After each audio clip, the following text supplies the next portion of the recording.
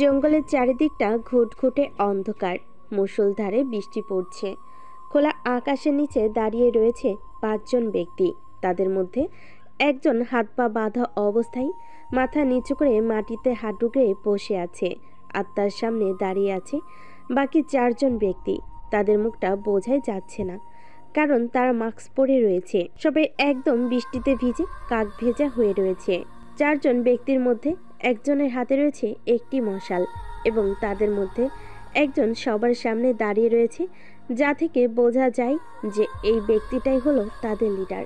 আগন্তুক ব্যক্তিগুলোর মধ্যে সবার পরনেই রয়েছে নীল কালারের প্যান্ট এবং নীল কালারের জ্যাকেট, এবং মুখে রয়েছে একটি নীল মাস্ক, যার জন্য আগন্তুক ব্যক্তির মধ্যে সামনে থাকা ব্যক্তির মাথায় রয়েছে একটি নীল বড় হ্যাট। সামনে থাকা ব্যক্তিটি তার সামনে অসহায় অবস্থায় বসে থাকা ব্যক্তিকে উদ্দেশ্য করে বলতে থাকে, কি রে রাসেল, খুব তো উঠছিলি সেদিন, আজ কোনো কথা নেই কেন মুখে? কোকো, কে তোমরা? আমরা হলাম তোর মৃত্যুদূত। আমাকে এভাবে ধরে আনার কারণ কি? তোমরা হয়তো জানো না আমি কে বা কার লোক। তুই কে বা তুই কার লোক তার জানার প্রয়োজন আমি মনে করি না। আমার রাস্তায় তোরা যারা যারা পড়বি তোরা সবাই মরবি। আর তোর বস যে রয়েছে, কি মনে করেছিস সেই এই মাফিয়া ওয়ার্ল্ডের কিং? তাহলে ভুল ভাবছিস, কারণ তোর বসেরও একজন বস রয়েছে, আর সে রয়েছে ঢাকাতে। সে এখন বর্তমানে এই ওয়ার্ল্ডকে লিড দিচ্ছে। তোর বস তো শুধু একটা দাবার গুটি, সময় হলে তোর বসকেও মেরে দেওয়া হবে। তোরা সবাই অবৈধ কাজ করছিস, দেশকে ধ্বংস করছিস।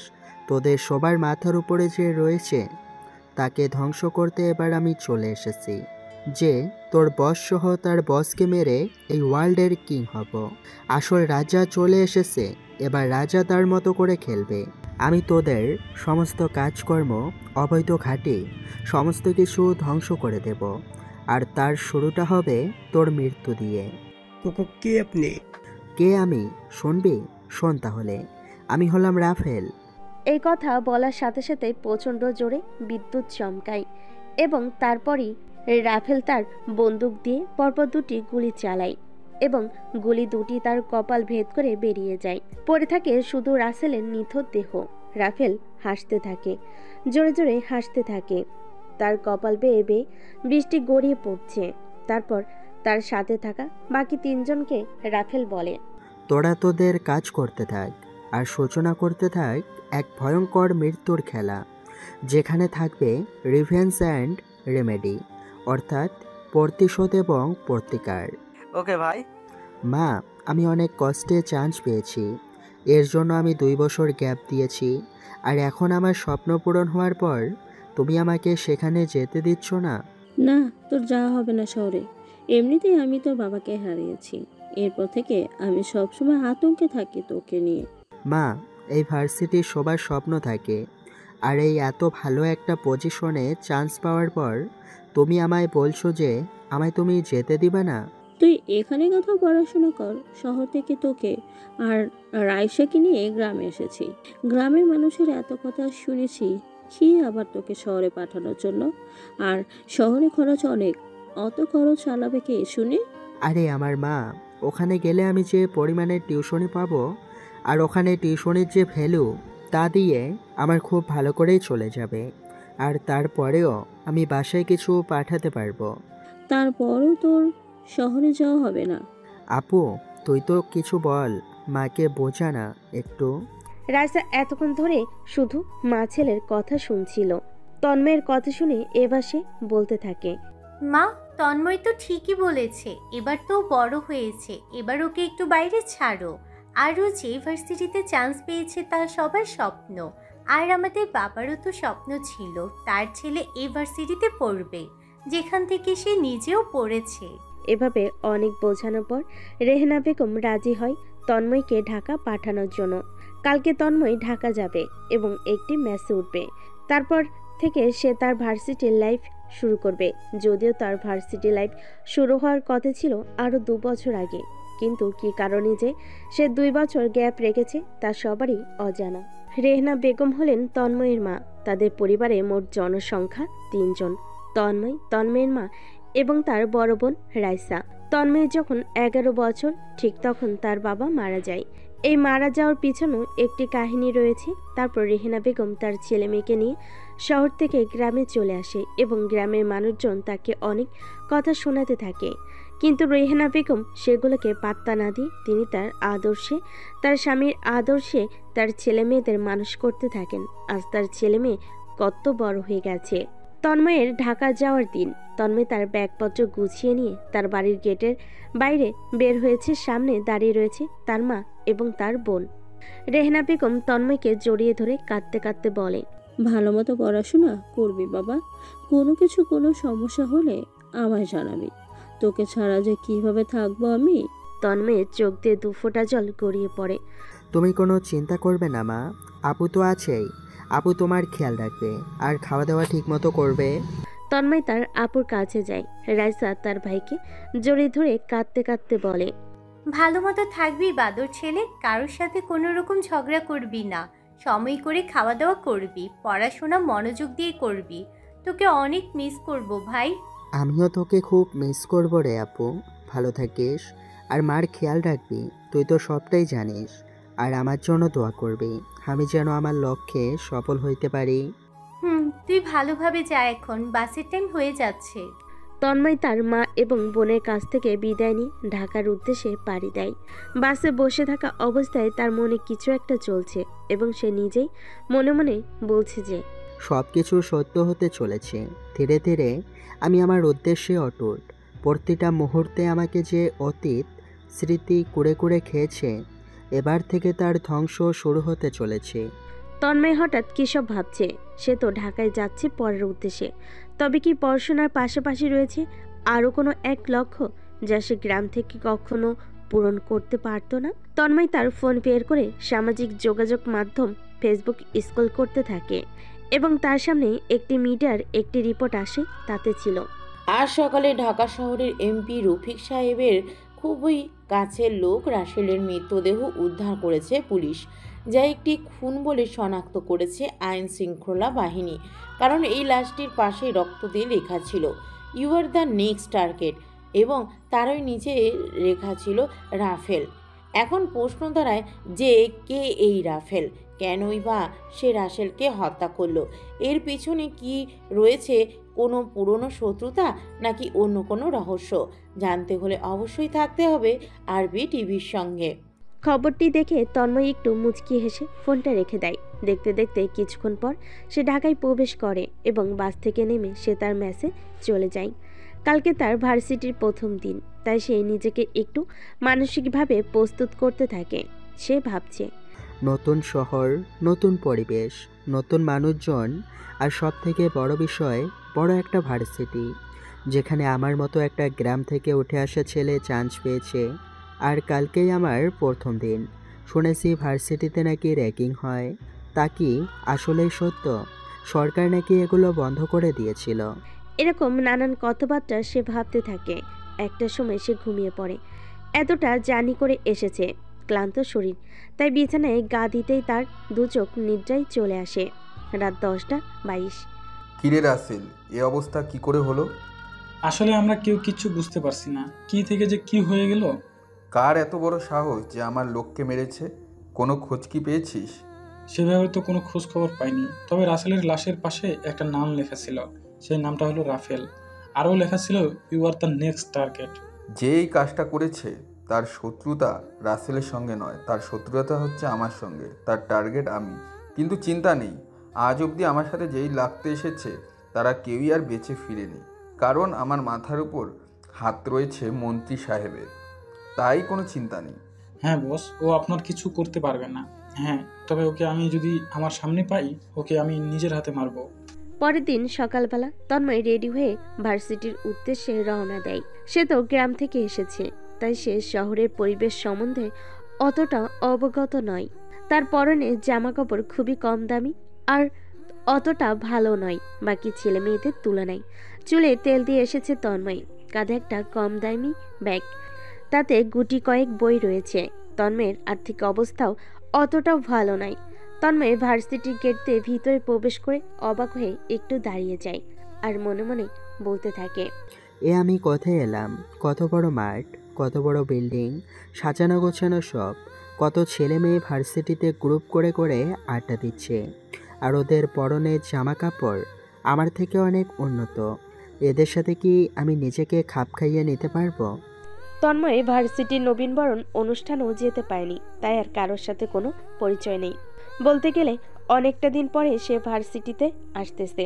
এর আগে অনেক দিন ক্লাস হয়ে গেছে। তন্ময় সামনে দেখতে পাই যে কয়েকজন ছেলে মিলে একটা ছেলেকে র্যাগিং করছে। তন্ময় মনে মনে ভাবছে, এখনো এগুলা তাহলে হয়। তন্ময় ওই ছেলেগুলোর সামনে দিয়ে যেতে থাকে। তন্ময় যখন ওদের সামনে দিয়ে হেঁটে যেতে থাকি, তখন তন্ময়কে ওই ছেলেগুলো ডাক দেয়। তন্ময় ওদের সামনে যায়, গিয়ে বলে, জি ভাইয়া, বলুন। ওরা 5 জন ছিল, তার মধ্যে একজন লিডার টাইপ ছেলে রয়েছে। ও মনে হয় ওদের মধ্যে লিডার। ওদের মধ্যে একজন বলে ওঠে, কি রে, এটা কি সেজে এসেছিস? দেখ, শালা মনে হয় কোনো বস্তি থেকে উঠে এসেছে।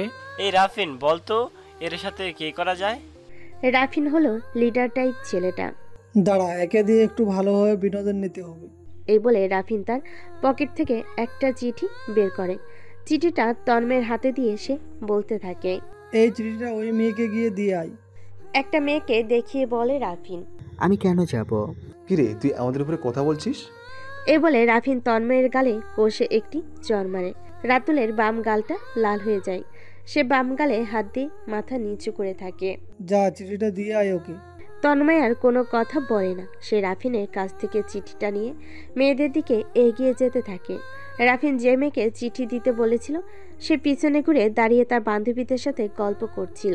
তন্ময় মেয়েটির কাছে গিয়ে ডাক দেয় এবং চিঠিটি তার দিকে বাড়িয়ে দিয়ে বলে, হ্যালো আপু।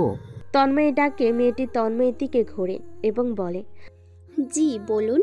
মেয়েটি যখন তন্ময়ের দিকে ঘোরে, তন্ময় কয়েক সেকেন্ডের জন্য মেয়েটির দিকে তাকিয়েছিল, কারণ মেয়েটি দেখতে অনেক সুন্দর। টানা টানা চোখ, তার চুলগুলো অনেকটা বড়। তন্ময় পরক্ষণেই তার মাথা নিচু করে মেয়েটির উদ্দেশ্যে বলে, এই চিঠিটা আপনার জন্য। মেয়েটি অবাক হয়ে চিঠিটি তার হাতে নেয়। তারপর সে চিঠিটির ভাঁজ খুলে পড়তে থাকে, যাতে লেখা ছিল আই লাভ ইউ। চিঠিটি দেখে মেয়েটির মাথা প্রচণ্ড গরম হয়ে যায় এবং সে সাথে সাথেই রাতুলের গালে সজোরে চড় মারে। তন্ময় হাবার মতো গালে হাত দিয়ে দাঁড়িয়ে থাকে। এরপর মেয়েটি বলতে থাকে, তোর সাহস কি করে হয় আমাকে প্রপোজ করার? নিজের চেহারা দেখেছিস কখনো? তুই তো পুরোই খ্যাত একটা ছেলে। তুই এগুলো কি পড়েছিস? তোর যেইটা 1 বছরের খরচ, তা আমার 1 দিনের খরচ। লোফার ছেলে। এই ভার্সিটির সবাই আমার জন্য পাগল, আর তোর মতো একটা খ্যাতমার্কা ছেলে আমায় প্রপোজ করছে? আমার চোখের সামনে থেকে সর। আসলে এই চিঠিটা আমি দেই নাই, আমাকে ওরা দিতে বলেছিল, এই জন্য আমি আপনাকে দিতে এসেছি। তন্ময় তার হাত দিয়ে রাফিনদের দিকে দেখিয়ে দেয়, কিন্তু সেখানে কেউ ছিল না। এখন আবার অজুহাত দিচ্ছিস? দূর হ আমার চোখের সামনে থেকে, নইলে আমি তোর কি অবস্থা করব আমি নিজেও জানি না। তন্ময় আর কিছু বলে না। সেও সেই জায়গা পরিত্যাগ করে এবং নিজের ক্লাসরুম খুঁজতে থাকে। অনেক খোঁজাখুঁজির পর একেবারে ক্লাস শুরু আগ মুহূর্তে সে তার ক্লাসরুমটি খুঁজে পায় এবং সবার শেষে একটি বেঞ্চ ফাঁকা ছিল। সেখানে গিয়ে তন্ময় বসে পড়ে। তন্ময় যখন ক্লাসের মধ্যে প্রবেশ করতেছিল, তখন সে লক্ষ্য করে যে ক্লাসের সবাই তার দিকে কেমন এক ঘৃণা দৃষ্টি নিয়ে তাকিয়ে রয়েছে। তাদের তাকানোর ভঙ্গি দেখে মনে হচ্ছিল যে তন্ময় কোনো মানুষ নয়। কিছুক্ষণ পর ক্লাসটিতে ওই মেয়েটিও প্রবেশ করে যে তন্ময়ের গালে চড় মেরেছিল। ওই মেয়েটি প্রবেশ করতেই ক্লাসের সকল ছেলেরা তার দিকে তাকিয়েছিল। এর কারণ অসম্ভব সুন্দরী সেই মেয়েটি। তার কিছুক্ষণ পরেই ক্লাসে রাফিনেরাও প্রবেশ করলো। এই নীরা, দেখ, তুই কিছুক্ষণ আগে যে ছেলেকে থাপ্পড় মেরেছিলি সে আমাদেরই ক্লাসেই। তাই তো দেখছি। খ্যাতটাকে এখন সহ্য করতে হবে। অসহ্য। কি অদ্ভুত জামা কাপড় পরে এসেছে ছেলেটি। দেখেই তো মনে হচ্ছে ফকির নিছে, আর এসেছিল আমাকে প্রপোজ করতে। যে মেয়েটি কিছুক্ষণ আগে তন্ময়কে থাপ্পড় মেরেছিল তার নাম হলো নীরা, আর সে হলো বাংলাদেশের নাম্বার 1 বিজনেসম্যানের মেয়ে। আর সে হলো এই ক্লাসের টপ গার্ল, মানে একদম টপার। শুধু একটা এতটা সুন্দর, যার মতো সুন্দরী আর এই গোটা ভার্সিটিতে নাই। বলা যায় ভার্সিটির ন্যাশনাল ক্রাশ সে। রাফিন দেখ, মুরগিটা আমাদের ক্লাসেরই। তাই তো দেখছি। কি ইনোসেন্ট একটা ফেস নিয়ে বসে আছে দেখ, মনে হয় ভাজা মাছটা উল্টে খেতে জানে না। শালাকে মনে হচ্ছে এক্ষুনি গিয়ে কয়েকটা দিয়ে আসি। তোরা এত চাপ নিচ্ছিস কেন? এর সাথে খেলতে মজা পাওয়া যাবে।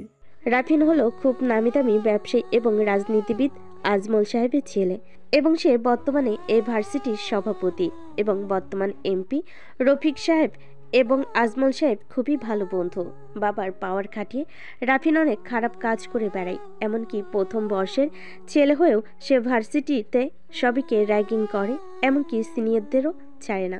রাফিনের একটা দুর্বল জায়গা রয়েছে, আর তা হলো নীরা। নীরাকে সে অনেক ভালোবাসে, পছন্দ করে, কিন্তু নীরা তাকে পাত্তাই দেয় না। নীরা জানে যে রাফিন ভালো ছেলে না, আর এমনিতেও নীরার এসব প্রেম ভালোবাসাতে কোনো ইন্টারেস্ট নেই। সে শুধু পড়তে ভালোবাসে আর তার বান্ধবীদের সাথে আড্ডা দিতে ভালোবাসে, আর তেমন কোনো ছেলে ফ্রেন্ড নেই। কিছুক্ষণের মধ্যেই ক্লাসের স্যার প্রবেশ করে। সবাই দাঁড়িয়ে স্যারকে সম্মান জানায়। তারপর স্যার সবাইকে বসতে বলে। হঠাৎ করে স্যারের চোখ আটকে যায় সবার পিছনে বসে থাকা একটা ছেলের উপর। স্যার বলতে থাকে, hey you, stand up. Tanmoy বুঝতে পারে যে স্যার তাকেই বলছে। তন্ময় দাঁড়িয়ে যায়। এটা কিভাবে ভার্সিটিতে এসেছো? একটু পরিপাটি হয়ে তো আসতে পারো। আর এগুলো কি পরে এসেছো? নতুন নাকি? এর আগে তো তোমায় দেখিনি। আর তোমার বাবা কি করে? হ্যাঁ স্যার, আমি আজকেই প্রথম এসেছি। আমি মূলত একটু গ্রাম থেকে এখানে এসেছি। অনেক কষ্ট করে পড়ালেখা করার পর এই জায়গাটাতে আসার সুযোগ পেয়েছি। আর আমার যখন 11 বছর বয়স, তখন আমার বাবা মারা যান। আমি মূলত টিউশনি করি, আমার খরচটা চালিয়ে নিচ্ছি আপাতত। তন্ময়ের কথা শুনে হয়তো একটু মায়া হলো। তিনি তন্ময়কে তার সিটে বসতে বললেন। হয়তো নীরারও একটু মায়া হলো। সে মনে মনে ভাবতে থাকে, ওকে ওইভাবে বলাটা হয়তো আমার ঠিক হয়নি, হতেও তো পারে অন্য কেউ হয়তো তাকে দিয়ে চিঠিটা আমার কাছে পাঠিয়েছিল। স্যার তার ক্লাস শেষ করে চলে যান এবং তারপর পরপরই প্রায় সকল স্টুডেন্টরা বেরিয়ে যায়।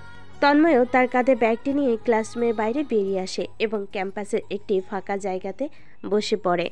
তারপর একটু মুচকি হেসে আকাশের দিকে তাকিয়ে বলতে থাকে, জীবন কঠিন, তবে তাকে সহজ করে নিতে হবে। একটা বনে সিংহের পাশাপাশি তো বাঘও অনেক থাকে। তারাও তো রাজা হতে চায়, কই তারা তো পারে না রাজা হতে। দিন শেষে রাজা তো হয় সিংহ। তার শক্তি আর সাহস, তার রাজকীয় অঙ্গভঙ্গি এবং তার হিংস্রতাই তাকে রাজা বানায়। আর এভাবেই রাজা হতে হয়। তন্ময়ের হঠাৎ করে এমন কথা বলার কারণ কি? সহজ সরল ছেলেটার কথা বলার মধ্যে এত পরিবর্তন? হতে পারে সে অন্য কোনো হিসাব মিলাচ্ছে। সে হয়তো অন্য কিছু করতে যাচ্ছে যা কেউ আগে কখনো করেনি। তন্ময় আরও কিছুক্ষণ ক্যাম্পাসে বসে থেকে তার বাড়িতে চলে আসে।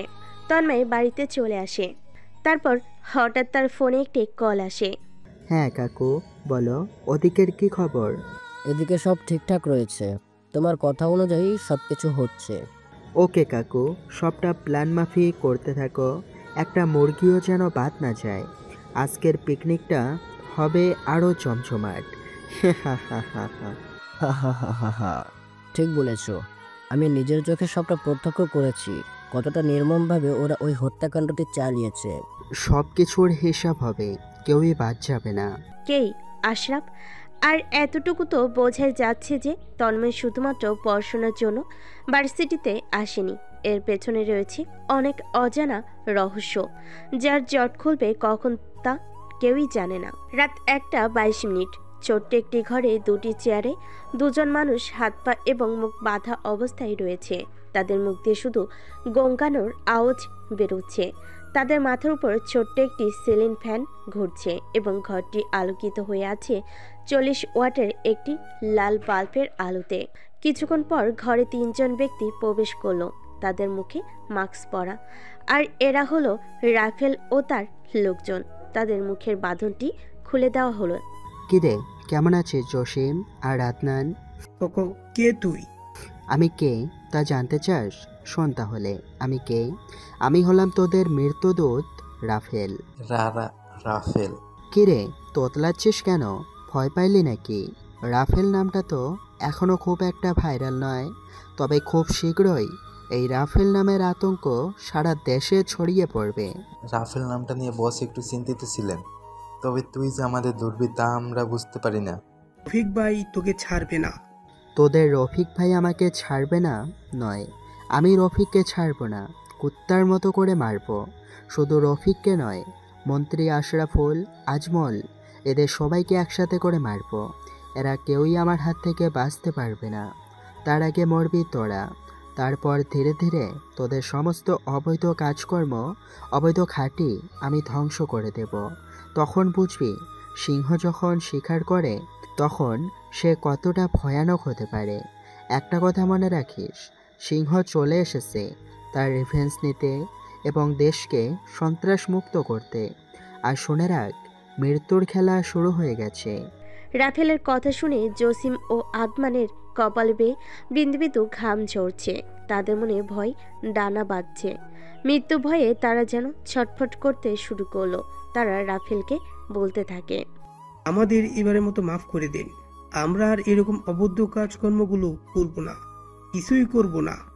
এখন থেকে আমরা আপনার হয়ে কাজ করব। দয়া করে আমাদের মারবেন না। তোদের ক্ষমা করব? ভাবলি কিভাবে যে আমি তোদের ক্ষমা করব আর তোরা আমার হয়ে কাজ করবি? তোরা তো এইমাত্র তোদের আসল রূপ দেখিয়ে দিলি, যে মৃত্যুর ভয়ে রফিকের দল থেকে বেরিয়ে আমার দলে আসতে চাইলি।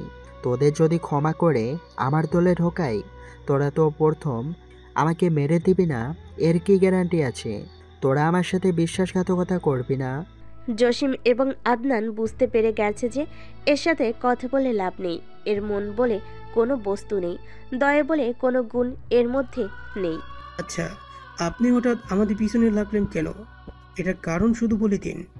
আমার কাছে আর তোদের সাথে কথা বলার মতো সময় নেই। ওপরে গিয়ে জেনে নিস যে কেন আমি তোদের পিছু লেগেছি। রাফেল তার কথা শেষ করে হাতে থাকা বন্দুকটি দিয়ে দুজনকে শুট করে দেয় এবং চেয়ারের উপর বসা অবস্থায় পড়ে থাকে জসিম এবং আদনানের মৃতদেহ। সকালবেলা তন্ময় ভার্সিটি গেট দিয়ে ভিতরে প্রবেশ করে। সামনে এগোতে থাকে, সে দেখতে পায় তাকে রাফিন এরা ইশারা করে ডাকছে। তন্ময় হেঁটে তাদের কাছে যায় এবং বলে, আমায় ডাকছিলেন? কি হয়েছে বলুন। রাফিন কোষে রাতুলের গালে থাপ্পড় মারে এবং বলতে থাকে, তুই যে এখানে আসলি, এসে সালাম কি দিয়েছিস আমাদের? এই ভার্সিটির সবাই আমাদের কত সম্মান করে জানিস? এমনকি সিনিয়র এরাও আমাকে দেখে ভয় পায়। সরি ভাই, আসসালামু আলাইকুম। ওয়ালাইকুম সালাম। শোন, আমার জুতোটাও অনেক ময়লা হয়ে গেছে, টিস্যু দিয়ে পরিষ্কার করে দে। আমি কেন আপনার জুতা পরিষ্কার করব? তুই মুখে মুখে তর্ক করছিস কেন? তোকে তো একটা উচিত শিক্ষা দিতেই হবে।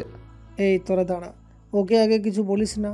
তোকে আমি আরেকবার সে সুযোগ দিচ্ছি, আমার জুতো পরিষ্কার করে দে, না হলে কিন্তু এর ফল ভালো হবে না।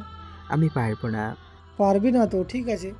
এই তোরা না অনেকদিন ধরে ডিম ফাটাতে চাইছিলি, কার কত ডিম ফাটানোর ইচ্ছা? যা নিয়ে আয়, আজকে এর মাথায় আমরা সবাই ডিম ফাটাবো। রাফিনের বন্ধুরা অনেকগুলো ডিম নিয়ে আসে। এমনটা করবেন না, আমার ক্লাস করতে হবে তো। তোকে আগেই বলেছিলাম যে তোকে আমি দ্বিতীয় সুযোগ দিব, কিন্তু তুই তো সেই সুযোগ নিলি না। তুই এবার ভোগ। দিন, আমি পরিষ্কার করে দিচ্ছি। এখন তো বলে আর লাভ নেই, সুযোগ একবারে আসে, কিন্তু তোকে আমি দ্বিতীয় সুযোগ দিয়েছিলাম, তুই সেটা কাজে লাগাতে পারিসনি। তুই এবার দেখ তোর সাথে কি কি হয়। তন্ময় আর কিছু বলে না, চুপচাপ মাথা নিচু করে থাকে এবং সে অনুভব করতে পারে যে তার মাথায় রাফিন এবং তার বন্ধুরা মিলে পরপর ডিম সজোরে মারতে থাকে। তার পুরো মাথা কাঁচা ডিমে ভর্তি হয়ে যায়। তার মাথা দিয়ে কাঁচা ডিমের বিদঘুটে গন্ধ আসতে থাকে। ডিম মারা শেষে রাফিন এরা জোরে জোরে হাসতে থাকে। তারপর তারা সেখান থেকে চলে যায়। তন্ময় সেখানে মাথা নিচু করে দাঁড়িয়ে রয়েছে। সে মাথা উঁচু করে দেখতে থাকে ভার্সিটির সবাই তার দিকে তাকিয়ে আছে এবং হাসতেছে। সে দেখতে পায় দূর থেকে নীরা এবং তার বান্ধবীরা দেখতেছে। এমন সময় তন্ময় অনুভব করে কেউ একজন তার কাঁধে হাত রেখেছে। সে পিছন ঘুরে দেখে একজন ছেলে তার কাঁধে হাত রেখেছে। আমি আবির, আমিও তোমার সাথে একই বর্ষে পড়াশোনা করতেছি। আসলে আমি দূর থেকে সবটা দেখেছি। আসলে ওদের কেউ কিছু বলতেও পারে না, সভাপতির ছেলের জন্য। চলো, আর কিছুক্ষণ পর ক্লাস শুরু হবে, তুমি ফ্রেশ হয়ে নাও। ও আচ্ছা, চলো। তন্ময় আবিরের সঙ্গে ভার্সিটির ওয়াশরুমে গিয়ে নিজের মাথাটা পরিষ্কার করে নেয় ভালো করে। তারপর তারা দুজনে মিলে তাদের ক্লাসের দিকে যেতে থাকে। আবির হলো খুবই ভালো একজন ছেলে, পড়াশোনাতেও অনেকটা ভালো। তার বাবাও নামকরা বিজনেসম্যান, কিন্তু আবির মনের দিক দিয়ে অনেক ভালো। আবির আর তন্ময় একসাথে ক্লাসের মধ্যে প্রবেশ করে এবং দুজনে পিছনে গিয়ে একই সিটে বসে। এতে করে ক্লাসের সবাই অবাক হয়। আবিরের মতো একটা এত ভালো স্টাইলিশ ছেলে তন্ময়ের মতো একটা খ্যাত ছেলের সাথে বসেছে। কিছুক্ষণ পর ক্লাসে স্যার প্রবেশ করেন। তারপর সে তার মতো করে ক্লাসটি নিতে থাকে। তার ক্লাসের শেষ পর্যায়ে তিনি বোর্ডে একটি ম্যাথ সবাইকে করতে দেন, যেহেতু সবাই ইঞ্জিনিয়ারিং ব্যাচের স্টুডেন্ট। স্যারের শর্ত একটাই যে এই ম্যাথটা পারবে তাকে সেইটা বোর্ডে এসে দেখাতে হবে। ম্যাথটা অনেক কঠিন ছিল। ক্লাসের সবাই অবাক হয়ে রয়েছে, কিন্তু সবার মনে একটাই ধারণা যে আর কেউ পারুক বা না পারুক নীরা পারবে। কিন্তু অবাক করা বিষয়, নীরাও কোনো প্রতিক্রিয়া দেখাচ্ছে না। কি হলো নীরা, তুমি পারবে না? এইটা একটু অন্য ধাঁচের লাগছে, তবে আমি চেষ্টা করতে পারি স্যার। শিওর? বোর্ডে চলে আসো। নীরা বোর্ডে চলে যায় এবং ম্যাথটি করতে শুরু করে। ক্লাসের সবাই তার দিকে তাকিয়ে রয়েছে। অনেকক্ষণ চেষ্টা করার পরও নীরা ওই ম্যাথটি করতে পারে না। সে মাথা নিচু করে তার সিটে চলে আসে আবার। এরপর স্যার একটা মুচকি হাসি দিয়ে বলতে থাকে, কেউ কি নেই এই ম্যাথটি করতে পারবে? তন্ময় ও আবির একে অপরের সাথে কথা বলছে। অনেক কঠিন ম্যাথ তো এটা, নীরা পারেনি মানে আর কেউই পারে না। আরে এটা তো অনেক সহজ ম্যাথ, শুধু একটা জায়গাতে স্যার একটু প্যাচ মেরে দিয়েছে। কি বলছো তুমি? এই ম্যাথকে তুমি সহজ বলছো, যেটা নিয়ে নীরাও পারেনি? আরে এটা সহজ, অনেক সহজ। তো যাও না বোর্ডে গিয়ে করো। বোর্ডে যাওয়ার ইচ্ছা আমার নেই। সহজ যখন বলেছো তোমায়, তাহলে এটা করতেই হবে। এই কথা বলে আবির দাঁড়িয়ে গিয়ে বলতে থাকে, স্যার এই ম্যাথটি তন্ময় করতে পারবে। আবিরের কথা শুনে সবাই প্রথমে কিছুটা অবাক হয়, তারপর সবাই হাসতে থাকে। আর ইউ সিরিয়াস আবির? হ্যাঁ স্যার, আমি সিরিয়াস। ওকে আবির, তাহলে বোর্ডে এসে করে দেখাও তন্ময়। আরে আবির, এটা তুমি কি করলা? আমি তো বললাম যে আমি বোর্ডে গিয়ে করব না। আরে যাও, এখন নানা করে আর কোনো লাভ হবে না, স্যার বলতেছে যাও। তন্ময় তার সিট থেকে উঠে বোর্ডের দিকে এগোতে থাকে। তার মাথা দিয়ে কাঁচা টেমের গন্ধ এখনো কিছুটা বেরোচ্ছে।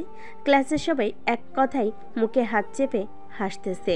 নীরা মনে মনে বলছে, এ আবার কি করবে যেখানে আমিই পারলাম না। তন্ময় বোর্ডে গিয়ে ম্যাথটি করা শুরু করে। ক্লাসের সবাই অবাক হয়ে তার দিকে তাকিয়ে আছে। অঙ্কটি শেষ পর্যায়ে স্যার বোর্ডের দিক তাকিয়ে অবাক হয় এবং চোখ বড় বড় করে তন্ময়ের করা ম্যাথটি দেখতে থাকে এবং পরিশেষে বলে, ওয়েল ডান ম্যান, তুমি তো দেখছি অনেক ভালো স্টুডেন্ট। যেখানে কেউ এই ম্যাথটি পারো না সেখানে তুমি খুব সহজেই এই সমাধান করে দিলে। ধন্যবাদ স্যার। তন্ময় তার সিটে এসে বসে পড়ে। সবাই প্রচণ্ড রকম অবাক হয় এবং নীরা অবাকের চরম সীমায়। ওর মতো একটা ছেলে এত কঠিন একটা ম্যাথ এর সমাধান এত সহজে করে দিল, এটা ভেবে। আরে বস, ইউ আর জিনিয়াস। আরে না, আমি ভাবতেছিলাম যে তুমি হয়তো মজা করতেছো, কিন্তু না ম্যান, আমি তো দেখছি ইউ আর সিরিয়াস। স্যার আরও কিছুক্ষণ তন্ময়ের প্রশংসা করে চলে যায়। এরপর তন্ময় আর আবি ক্যাম্পাসে গিয়ে বসে। আচ্ছা, তোমার বাবা তো মারা গেছে, কিভাবে মারা গেছে জানতে পারি কি? এগুলা কথা থাক, এখন পরে কোনো একদিন বলবো নি। আচ্ছা আচ্ছা, চলো এখন একটু জায়গায় যাব, তুমি চলো আমার সাথে। কোথায় যাবা? চলো না। এ বলে আবির তার বাইক নিয়ে আসে পার্কিং জোন থেকে। তারপর তন্ময়কে বলে ওঠে। তন্ময়ও আর কথা পারে না, সে বাইকে আবিরের পিছনে উঠে পড়ে। তারপর আবির বাইক চালিয়ে একটি বড় শপিং মলের সামনে আসে। এখানকার একটি দোকানে ঢুকতেই একজন কর্মচারী বলে ওঠে, কি হলো আবির ভাইয়া, কি খবর আপনার? এই তো রে, ভালো আছি। আমার কিছু জিনিস লাগবে। কি লাগবে ভাই বলেন? তন্ময় সব কিছু চুপচাপ দেখছে। এরপর আবির কয়েকটা T shirt, shirt, jeans pant কেনে এবং সেগুলো বিল পেমেন্ট করে বেরিয়ে আসে। এতগুলো জিনিস কার জন্য কিনলা? আমার জন্য কিছু আর তোমার জন্য কিছু। তন্ময়ের দিকে কয়েকটা ব্যাগ এগিয়ে দিয়ে কথাটা বলে আবির। আরে না, আমি কেন নেব? তুমি নিয়ে যাও এগুলো, আমি এগুলা নিতে পারবো না। তুমি আমাকে বন্ধু মানো তো নাকি?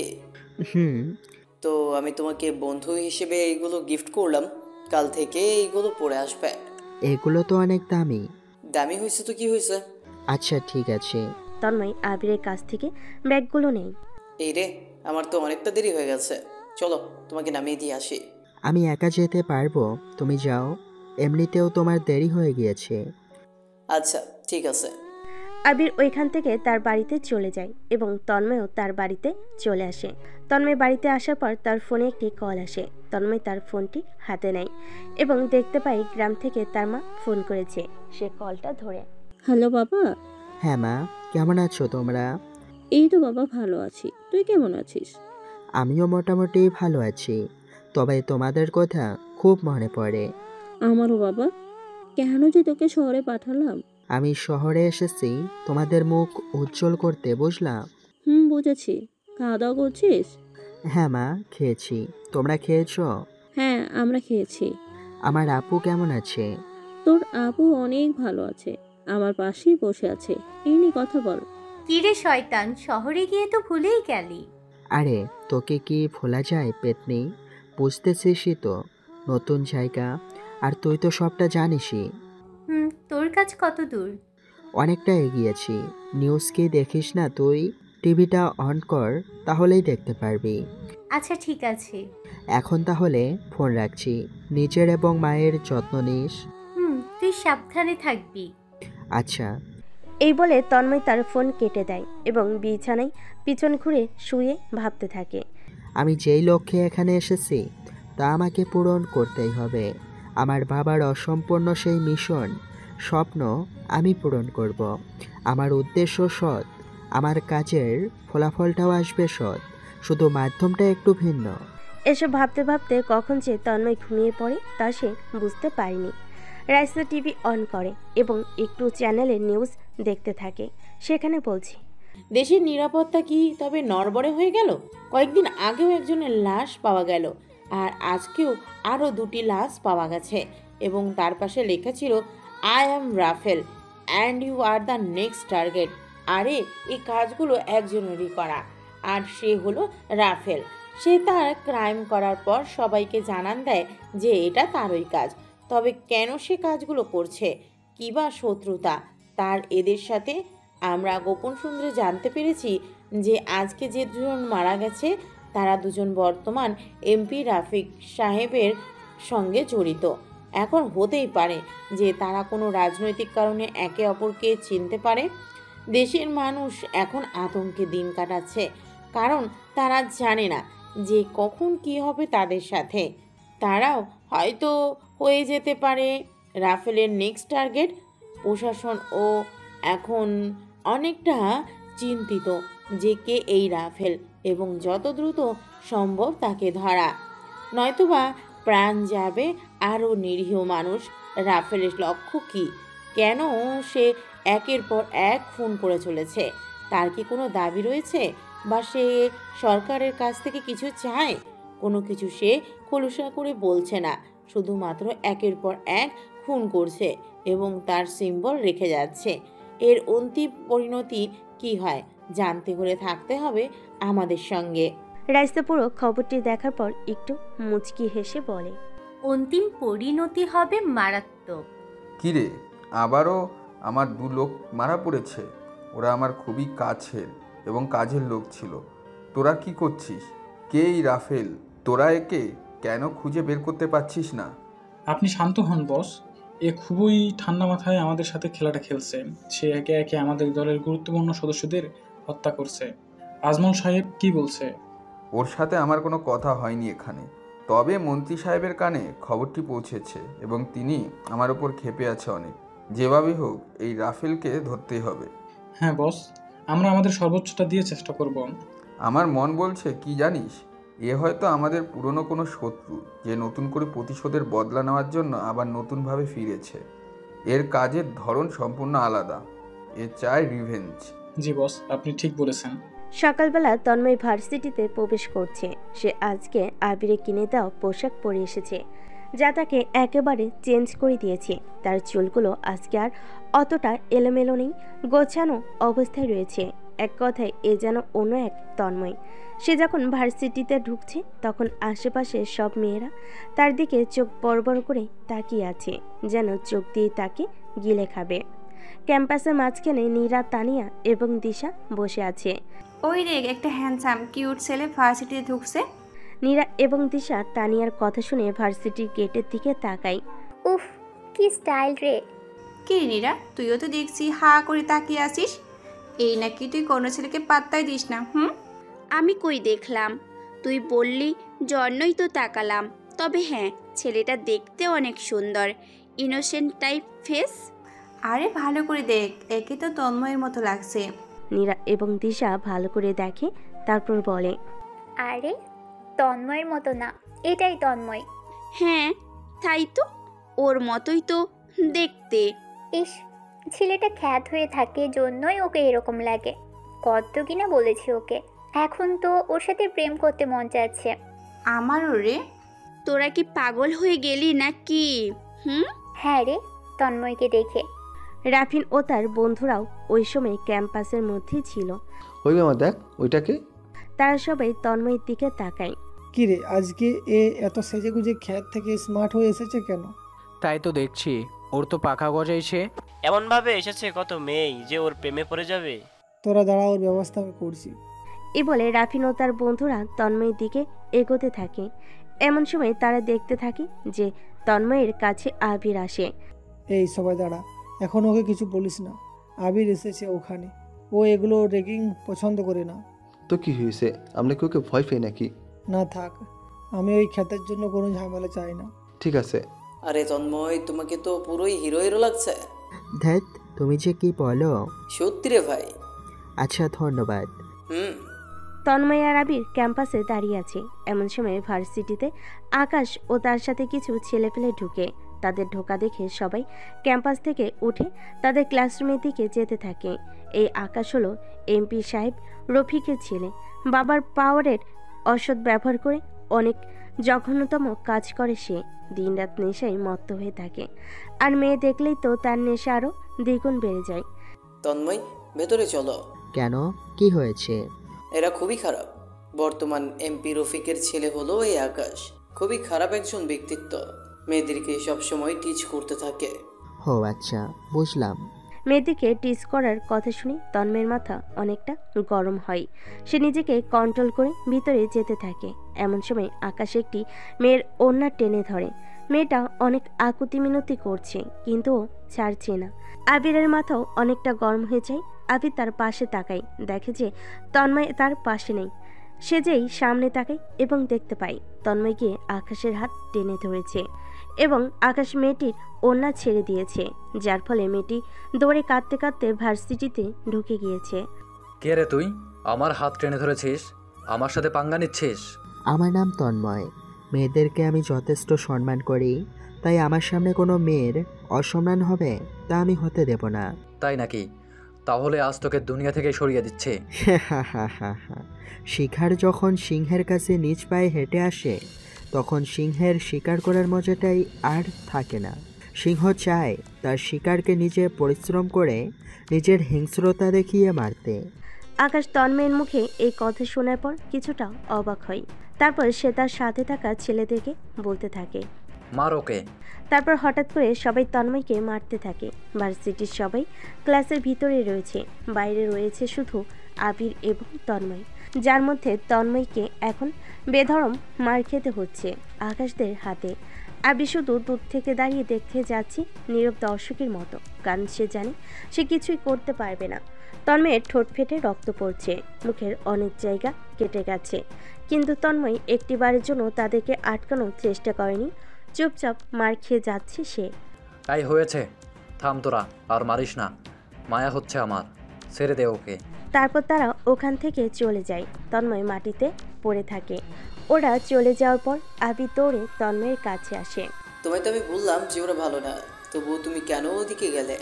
তন্ময় আস্তে আস্তে হাসতে হাসতে বলে, আমি মেয়েদেরকে যথেষ্ট সম্মান করি, আমি আমার চোখের সামনে মেয়েদের অসম্মান দেখতে পারবো না। আবির তন্ময়কে নিয়ে হাসপাতালে যাওয়ার উদ্দেশ্যে রওনা দেয়। এই ঘটনা আবির ছাড়া আর কেউ না দেখলেও ভার্সিটির দোতলা থেকে আরও একজন দেখেছে, আর সে হলো নীরা। নীরা মনে মনে ভাবতে থাকে, এই ছেলেটাকে আমি কিনা কি বলেছি, কিন্তু এ তো খুব ভালো। নীরার মনে তন্ময়ের জন্য একটা পজিটিভ দিক তৈরি হয়। একটু মায়াও হলো ছেলেটাকে কিভাবে না মারল ওরা। আবির তন্ময়কে হাসপাতালে নিয়ে গিয়ে ওকে ওখান থেকে ওর বাসায় ড্রপ করে দেয়। তন্ময় তার বাসে এসে বিছানায় বসে। পকেট থেকে ফোন বের করতেই দেখতে পাই তার বোন রাইসার অনেকগুলো মিসড কল উঠে আছে। সে তার আপুকে কল ব্যাক করে। হ্যালো আপু, আমি বুঝতে পারিনি, বলো কোনো খবর পাইলি? আমি সমস্ত ইনফরমেশন চেক করেছি। এর সাথে যে জড়িত ছিল ওর নাম হলো রহিম, আর আজকে রাতে ওর 2 ট্রাক অস্ত্র যাবে। এবার ওর পালা। ঠিক আছে, বুঝতে পারছি। তোরা কেমন আছিস? মা কেমন আছে? আমরা ভালো আছি, মাও ভালো আছে। আমিও ভালো আছি। ঠিক আছে, কল রাখছি। এই বলে তন্ময় ফোন কেটে দেয়। এরপর আবার অন্য একজনকে কল লাগায়। শোন, আজকের পাখিকে ধরতে হবে রাত 1টায়। ঠিক আছে ভাই। প্রতিটা মুহূর্ত আমাকে যে আগুনে জ্বালায় তাতে কিছুটা জল আজকে পড়বে, মনে রাখিস কিন্তু। ওকে ভাই। কল রাখছি। এই বলে তন্ময় তার ফোন কেটে দেয়। তারপর বিছানায় বসে জোরে জোরে হাসতে থাকে। এখন প্রশ্ন হলো, কে এই তন্ময়, কে এই রহিম, কে ছিল ওই আগন্তুক? রাইসা কিসের খোঁজ দিল ওকে? তবে কি তন্ময় সাধারণ কেউ নয়? তাহলে আজ সকালে সে আকাশদের হাতে এত মার খেল কেন? সে কেন কোনো প্রকার প্রতিবাদ করেনি? একের পর এক প্রশ্নের উৎপন্ন হচ্ছে। প্রশ্নের ঘোর অন্ধকারে হারিয়ে যাচ্ছে উত্তরটা হয়তো বোঝা যাবে আজকে রাত 1টায়। তবে কি ঘটতে চলেছে? আরও এক মৃত্যুর সূচনা। নীরা তার বিছানায় শুয়ে আছে আর ভাবছে, তন্ময় ছেলেটা আর যাই হোক মেয়েদেরকে যথেষ্ট সম্মান করে। বর্তমান সময়ে এমন ছেলে খুব একটা দেখা যায় না। রাত 1টা, রাস্তা দিয়ে 4টি মোটরসাইকেল যাচ্ছে। সকল চালকের মুখে মাস্ক রয়েছে, কিন্তু কোথায় যাচ্ছে, কিসের উদ্দেশ্যে যাচ্ছে? প্রচণ্ড গতিতে চলছে তারা, যেন মনে হচ্ছে সিংহ তার শিকারকে ধরার জন্য দৌড়াচ্ছে। মোটরসাইকেলগুলি একটি বদ্ধ গোডাউনের সামনে এসে দাঁড়ায়। তারপর তারা গোডাউনের ভিতর অগ্রসর হয়। এইসব কি ঠিকঠাক? হ্যাঁ বস, সবকিছু ঠিক আছে। ঠিক আছে, মালগুলো গাড়িতে তুলে ফেল। জি বস। এমন সময় ওদের গোডাউনের শাটারে ঠক ঠক শব্দ হয়। এমন সময় কে রে? ওরা কি জানে না এই জায়গাটা ওদের জন্য সেফ না? দাঁড়ান ভাই, আমি দেখছি। ওই যা তো দেখ কে এসেছে। মারুফের কথা মতো তাদের মধ্যে থাকা একজন গিয়ে শাটার তোলে এবং তৎক্ষণাৎ সে উড়ে এসে রহিমের পায়ের সামনে এসে পড়ে। রহিম দেখতে পায় যে ওর কপালে গুলি চিহ্ন। এটা দেখে তারা সবাই কিছুটা পিছিয়ে যায়। তারপর এক এক করে 4টি মোটরসাইকেল ভিতরে প্রবেশ করে, সবার মুখে মাস্ক পরা। এই কে রে তোরা? আগন্তুক 4 জনের মধ্যে থাকা একজন বলে ওঠে, আমরা হলাম তোর মৃত্যুদূত। এবার রহিম হাসতে হাসতে বলে, আমায় মারবে তোরা? জানিস আমার পিছনে কি আছে? আমি মন্ত্রী সাহেবের ডান হাত। আমাকে মারার ক্ষমতা কারো নাই, আর তোর মতো জুকারের তো নাই। এবার সবার প্রথমে থাকা আগন্তুকটি বলতে থাকে, আমাদের ক্ষমতা সম্পর্কে তোর কোনো ধারণা নেই। এক এক করে তোর কত লোককে মারলাম, তোর কত সঙ্গীকে সরিয়েছি, এবার তোর পালা আসছে। এবার রহিম কিছুটা অবাক হয়ে যায়, বলতে থাকে, কে তুই? আমি রাফেল, যে পরোয়া করে না কারো, যার মাথায় একবার রক্তের নেশা চাপলে সে দেখে না যে তার সামনে কে আছে। রাফেল নাম শোনার সাথে সাথে রহিম ঘামতে থাকে। তার কপাল বেয়ে মৃদুমন্ত ঘাম বেয়ে পড়ছে। পুরো গোডাউনটাতে এখন বিরাজ করছে নিস্তব্ধতা। রহিমের মুখ দেখে খুব মজা পাচ্ছে, কারণ যে লোক এতক্ষণ এত সাহস দেখাচ্ছিল সে এখন ভয়ে কাঁপছে। কে রে, ভয় পাচ্ছিস নাকি? কেন ভয় পাবো কেন? এই মারুফ, এটা কর। এমন সময় সামনে দাঁড়িয়ে থাকা রাফেল হিংস্র গতিতে দৌড়ে রহিমের কাছে আসে এবং তার হাতে থাকা একটা ছুরি দিয়ে কেউ কিছু বুঝে ওঠার আগেই রহিমের কপালে পুরোটা ঢুকিয়ে দেয়। রক্তে লাল হয়ে যায় রহিমের মুখ। 2 মিনিটের মধ্যেই রহিম মারা যায়। আজ থেকে তোদের রাজাকে মেরে এই রাজত্ব সামলাবে এই নতুন রাজা, যে কারো পরোয়া করে না। এই কথা শুনে মারুফ সহ ওখানে থাকা রহিমের সকল লোক হাঁটু গেড়ে বসে যায়। আরও 3 জন আগন্তুকও হাঁটু গেড়ে বসে যায়। শোন, তোরা এতদিন কাজ করেছিস রহিমের হয়ে, আর তোদের করা কাজগুলো ছিল অবৈধ, অসৎ, যার মাধ্যমে তোরা শুধু ঘৃণা পাবি। এবার থেকে তোরা করবি ভালো কাজ, মানুষের উপকার, দেশকে বাঁচাবি। তারপর দেখ মানুষের ভালোবাসার মূল্য কেমন। ভাই এ সমস্ত কাজ করতে আমারও খুব খারাপ লাগতো, নিজের কাছে নিজেকে অপরাধী মনে হতো, কিন্তু পেটের দায়ে করতে হয়। শোন, আজ থেকে এই লোকগুলোকে সামলাবি তুই। আমি যা বলবো তুই তাই করে যাবি। তোকে ভরসা করে আমি এত বড় দায়িত্ব দিচ্ছি। আমি যা বলবো তাই করে যাবি। মনে রাখবি আমরা দেশের জন্য কাজ করছি। জীবন গেলেও পরোয়া নেই। আর মাথায় রাখিস কোনো ভুল হলে কিন্তু আমি তোকে ধ্বংস করে দেব।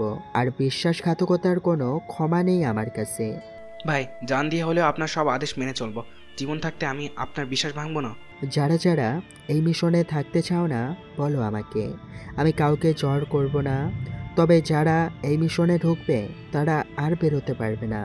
ভাই আমরা সবাই আপনার সাথে আছি, এতদিন অনেক পাপ করছি, এবার একটু ভালো কাজ করতে চাই। সাব্বাস, মনে রাখবে রাফেল কিন্তু শুধু একজন নয়, আমরা সবাই হলাম রাফেল। আমরা কি পারবো? Yes boss. ভাই আপনার এই উদ্যোগের কারণ আমরা জানতে চাই, যদি তা জানানো যায় তবে বলুন।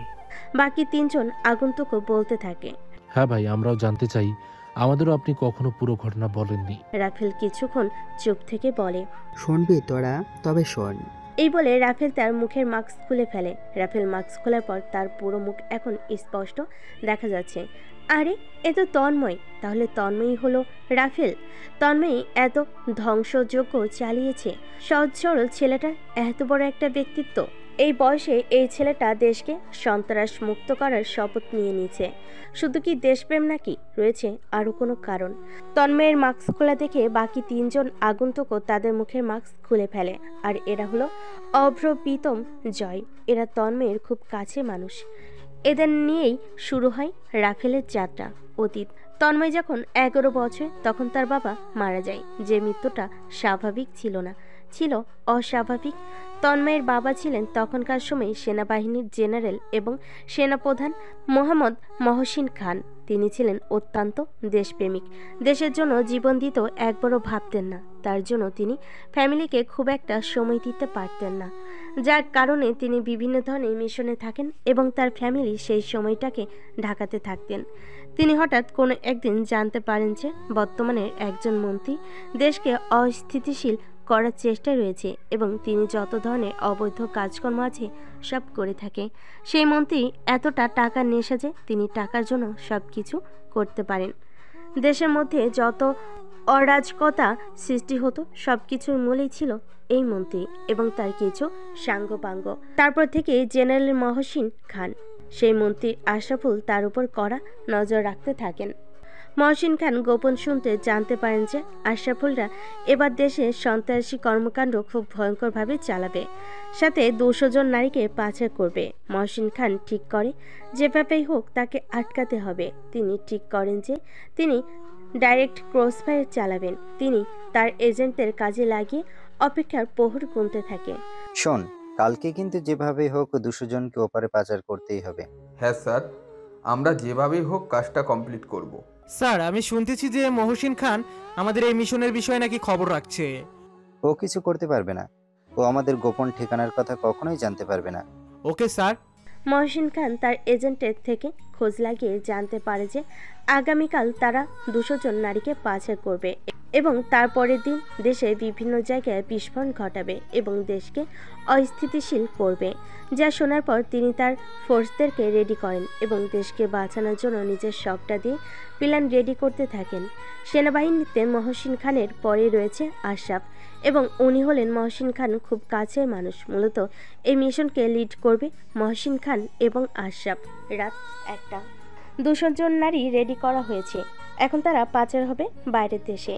মন্ত্রী আশরাফুলের এই জঘন্য কাজটির দায়িত্বে রয়েছে ইসমাইল। তার নেতৃত্বেই আজকের জঘন্যতম কাজটি সংঘটিত হবে। এখন দেখার বিষয় মহসিন খান কি পারবে তার দেশকে বাঁচাতে, 200 জন নারীর প্রাণ বাঁচাতে। ইসমাইলরা যেই মুহূর্তে মেয়েগুলোকে পাচার করবে ঠিক সেই মুহূর্তেই জোর করে মাইকে ভেসে আসতে থাকে। ভেতরে যে থাকো না কেন, আমি তোমাদের সমস্ত কর্মকাণ্ডের কথা জেনে গেছি এবং 200 জন নারী যেখানে বন্দী এটা আমার খুব ভালোভাবেই জানা। তোমাদের নিজেদের ইচ্ছায় আত্মসমর্পণ করো, অন্যথায় আমি যদি তোমাদের মতো করে কাজটা করি ভালো হবে না। তোমাদের পুরো গোডাউনটি সেনাবাহিনী, পুলিশ এবং র্যাব দ্বারা ঘিরে ফেলা হয়েছে। এরা কিভাবে জানতে পারলো আমাদের কর্মকাণ্ডের বিষয়ে? এবার কি হবে? ইসমাইল দ্রুত মন্ত্রী আশরাফুলকে ফোন লাগে এবং বলতে থাকে, হ্যালো স্যার, স্যার আমরা পুরোপুরিভাবে ট্র্যাপড হয়ে গেছি। আমরা ভেবেছিলাম যে আমরা খুব সহজেই কাজটা করে ফেলতে পারবো, কোনো প্রকার আইনি বাধা ছাড়া। কিন্তু আইনি বাধা না করে দেওয়ার কারণে আমাদের ভর্তি করে তোরা, যার নেতৃত্বে রয়েছে এই মহসিন খান। এখন আমরা কি করব? মন্ত্রী আশরাফুলের মাথা প্রচণ্ড গরম হয়ে যায়। তিনি বুঝতে পারছেন না যে তিনি তার মতো এত বড় মাপের একজন খেলোয়াড় কিভাবে হেরে গেল। তিনি মাথা ঠান্ডা করে ইসমাইলকে বলতে থাকে, যা হওয়ার হোক, তুই কোনো মুখ খুলবি না। তুই ওখান থেকে পালানোর চেষ্টা কর। যদি কিছু বলিস, ওরা না মারলেও তুই আমার হাতে মরবি। এই বলে মন্ত্রী আশরাফুল তার ফোন কেটে দেয়। তিনি প্রচণ্ড রকম বিষণ্ণ, কারণ তারা এত বড় একটা মিশন আজ কমপ্লিট হলো না। ধীরে ধীরে খবরটি এপি রফিক এবং সভাপতি আজমল সাহেবের কানে যায়। তারাও খুব অবাক হয় মহসিন খানের এমন কাজকর্মে। তারা আগে বুঝতে পারেনি যে এত সেফলিভাবে কাজ করার পরও তারা ধরা পড়ে যাবে। তাদের এখন ভেতরে খুব রাগ জন্মে যায় যে যদি মহসিন খান বেঁচে থাকে তাহলে তারা আর এই কাজকর্ম সঠিকভাবে চালাতে পারবে না। এরপর মহসিন খান তার ফোর্স নিয়ে গোডাউনের ভিতর ঢুকে এবং তাদেরকে দেখে সেখানে থাকা ইসমাইল সহ এবং তার লোকজন গোলাগুলি চালাতে থাকে এবং এক পর্যায়ে সেনাবাহিনী জয়ী হয় এবং ইসমাইল সেখানে মারা যায় ক্রসফায়ারের কারণে এবং সেনাবাহিনী 2 জন ব্যক্তি নিহত হয়। এই মাধ্যমে মহসিন খান সেদিন বাঁচিয়ে নিয়েছিলেন দেশের 200 জন নারীকে এবং আটকে দিয়েছিলেন তার পরের দিনই হতে যাওয়া বিভিন্ন জায়গায় বিস্ফোরণকে। দেশকে এতটা ভালোবাসতেন তিনি যে তার জন্য নিজের জীবনকেও পরোয়া করতেন না। তিনি চান বীরের মতো দেশকে রক্ষা করতে, তার দেশের মাটিকে বাঁচাতে। দেশপ্রেম এমন একটা জিনিস যে ব্যক্তি অনুভব করতে পারবে সে ব্যক্তি তাকে রক্ষা করার জন্য নিজের জীবন পর্যন্ত দিতে প্রস্তুত। তার আদর্শ মুক্তিযুদ্ধ এর ইতিহাস। দেশে এমন ঘটনার পর মন্ত্রী আশরাফুল, এমপি রফিক এবং সভাপতি আজমল প্রচণ্ড রকমভাবে রেগে থাকেন মহসিন খানের উপর। তারা ঠিক করে নেন যে সুযোগ পেলেই একে মেরে ফেলা হবে। মহসিন খান যখন ইসমাইলদেরকে ধরেন সেই জায়গাটাতে 3 জনে কেউ উপস্থিত ছিলেন না। যদি এরা কেউ উপস্থিত থাকতেন তাহলে তাদেরকেও গ্রেফতার করা হতো, কিন্তু এরা খুব বুদ্ধিমান। কোনো ধরনের অবৈধ অপকর্ম নিজেরা উপস্থিত থেকে করেন না, তাদের লোকেদের দিয়ে করান, যার ফলে তারা এখনও স্বাধীনভাবে সবার মাঝখানে ঘুরে বেড়াচ্ছে। মহসিন খানের কাছে কোনো প্রমাণ না থাকেই তিনি এদের বিরুদ্ধে কোনো স্টেপ নিতে পারেন না। ভয়ানক কোনো এক রাতে অবসান ঘটে মন্ত্রী আশরাফুলদের অপেক্ষার। একজন স্ত্রী হারায় তার স্বামী, একজন ছেলে এবং একজন মেয়ে হারায় তাদের বাবাকে এবং দেশ হারায় একজন সত্যিকারের দেশপ্রেমিক। যে দেশপ্রেমিক দেশের জন্য জীবন দিতে প্রস্তুত ছিল, যে দেশপ্রেমিক সেনাবাহিনীর পোশাকটি পরার দিন থেকে নিজেকে মৃত বলে ঘোষণা করে রেখেছিল। অন্যায় দেখলে সেখানে সে প্রতিবাদ করতে পিছুপা হতো না। সেদিন রাতে গাড়িতে করে 2 জন সৈনিক তাদের ক্যাম্পে ফিরছিলেন, যাদের মধ্যে একজন ছিলেন মহসিন খান এবং আরেকজন ছিলেন আশরাফ। হঠাৎ করে তাদের গাড়ির সামনে একটি গাড়ি আসে এবং পিছন থেকে আরেকটি গাড়ি এসে সজোরে ধাক্কা মারে এবং ধাক্কার কারণে গাড়িটি থেকে আশরাফ সজোরে পড়ে যায় এবং একটি ঝোপঝাড়ের মাঝখানে মহসিন খানের মাথা ফেটে রক্ত পড়ছে। তারপর সেখানে আরও 2টি গাড়ি আসে, সেখান থেকে নামে 3 জন ব্যক্তি। মহসিন খান ঝাপসাভাবে দেখতে পায় যে সামনে 3 জন ব্যক্তি হলেন মন্ত্রী আশরাফুল, এমপি রফিক এবং সভাপতি আজমল। ঝোপের ভিতর থেকে আশরাফ সবটা দেখছেন। মহসিন খান ওই 3 জনের সামনে পড়ে আছে। আশরাফ মহসিন খানের দিকে আসতে চাইলে এমন সময় আশরাফের চোখ যায় মহসিন খানের দিকে। মহসিন খান তার দিকে তাকে চোখের ভাষায় বলছে, এখানে আসিস না, আমার মৃত্যু অবধারিত, কিন্তু তুই এখানে আসলে তুইও মরবি। আমাদের মধ্যে যে কোনো একজনকে থাকতে হবে, দেশকে বাঁচাতে হবে। আমার অসমাপ্ত কাজ তোকেই করতে হবে। আশরাফ এগোতে গিয়েও আর এগোলো না, কারণ তার স্যার তাকে নিষেধ করছেন। সে শত কষ্ট মুখে নিয়ে চুপচাপ ঝোপের পিছনে বসে সবটা দেখতে থাকে। খুব উঠতেছিলি না? তোকে বলেছিলাম আমাদের কাজে বাধা দিস না, বেঘুরে মারা পড়বি। খুব নিজেকে বড় ভাবতেছিলি দেশকে বাঁচাবি, এখন কে বাঁচাবে দেশকে? শোন, দেশকে না টাকাকে ভালোবাসতে শেখ। তোকে আমি আমার মন্ত্রণালয়ে ডেকে নিয়েও বুঝিয়েছিলাম, কিন্তু তুই বুঝলি না। এবার বুঝবি যে আশরাফুলের কথা না শোনার ফলাফল কি হতে পারে। তোকে এমন ভাবে মারবো যে তোর পোস্টমর্টেম করতেও ডাক্তাররা ভয় পাবে। মহসিন খান এতক্ষণ কিছু বলেনি, কিন্তু খুব ধীর কণ্ঠে বলতে থাকেন। পাপ যখন বেড়ে যায় তখন তার ধ্বংস নিশ্চিত করার জন্য তখন কারো আবির্ভাব হয়। তুই লোভের দৃষ্টি দিয়ে না দেখে একটু সততার দৃষ্টি দিয়ে দেখ। যে দেশে হাওয়া খাচ্ছিস, সেই দেশের মাটির ওপর দাঁড়িয়ে নিজের জীবন কাটাচ্ছিস, সে দেশকে বিপদের মুখে ফেলতে তোর কি একটিবারও হাত কাঁপছে না? স্যার, তোদের বলে কিচ্ছু হবে না। তোরা টাকার নেশায় পাপের সমুদ্রে এমনভাবে ডুবেছিস যে তোরা আর কখনো উঠতে পারবি না। আর হয়তো তোরা আজ মেরে দিবি, কিন্তু শুনে রাখ, আজকের দিনের রিভেঞ্জ নিতে, দেশকে তোদের মতো পাপীদের হাত থেকে বাঁচানোর জন্য রেমেডি নিতে আমার মতো আরও 100টা মহসিন খান আসবে।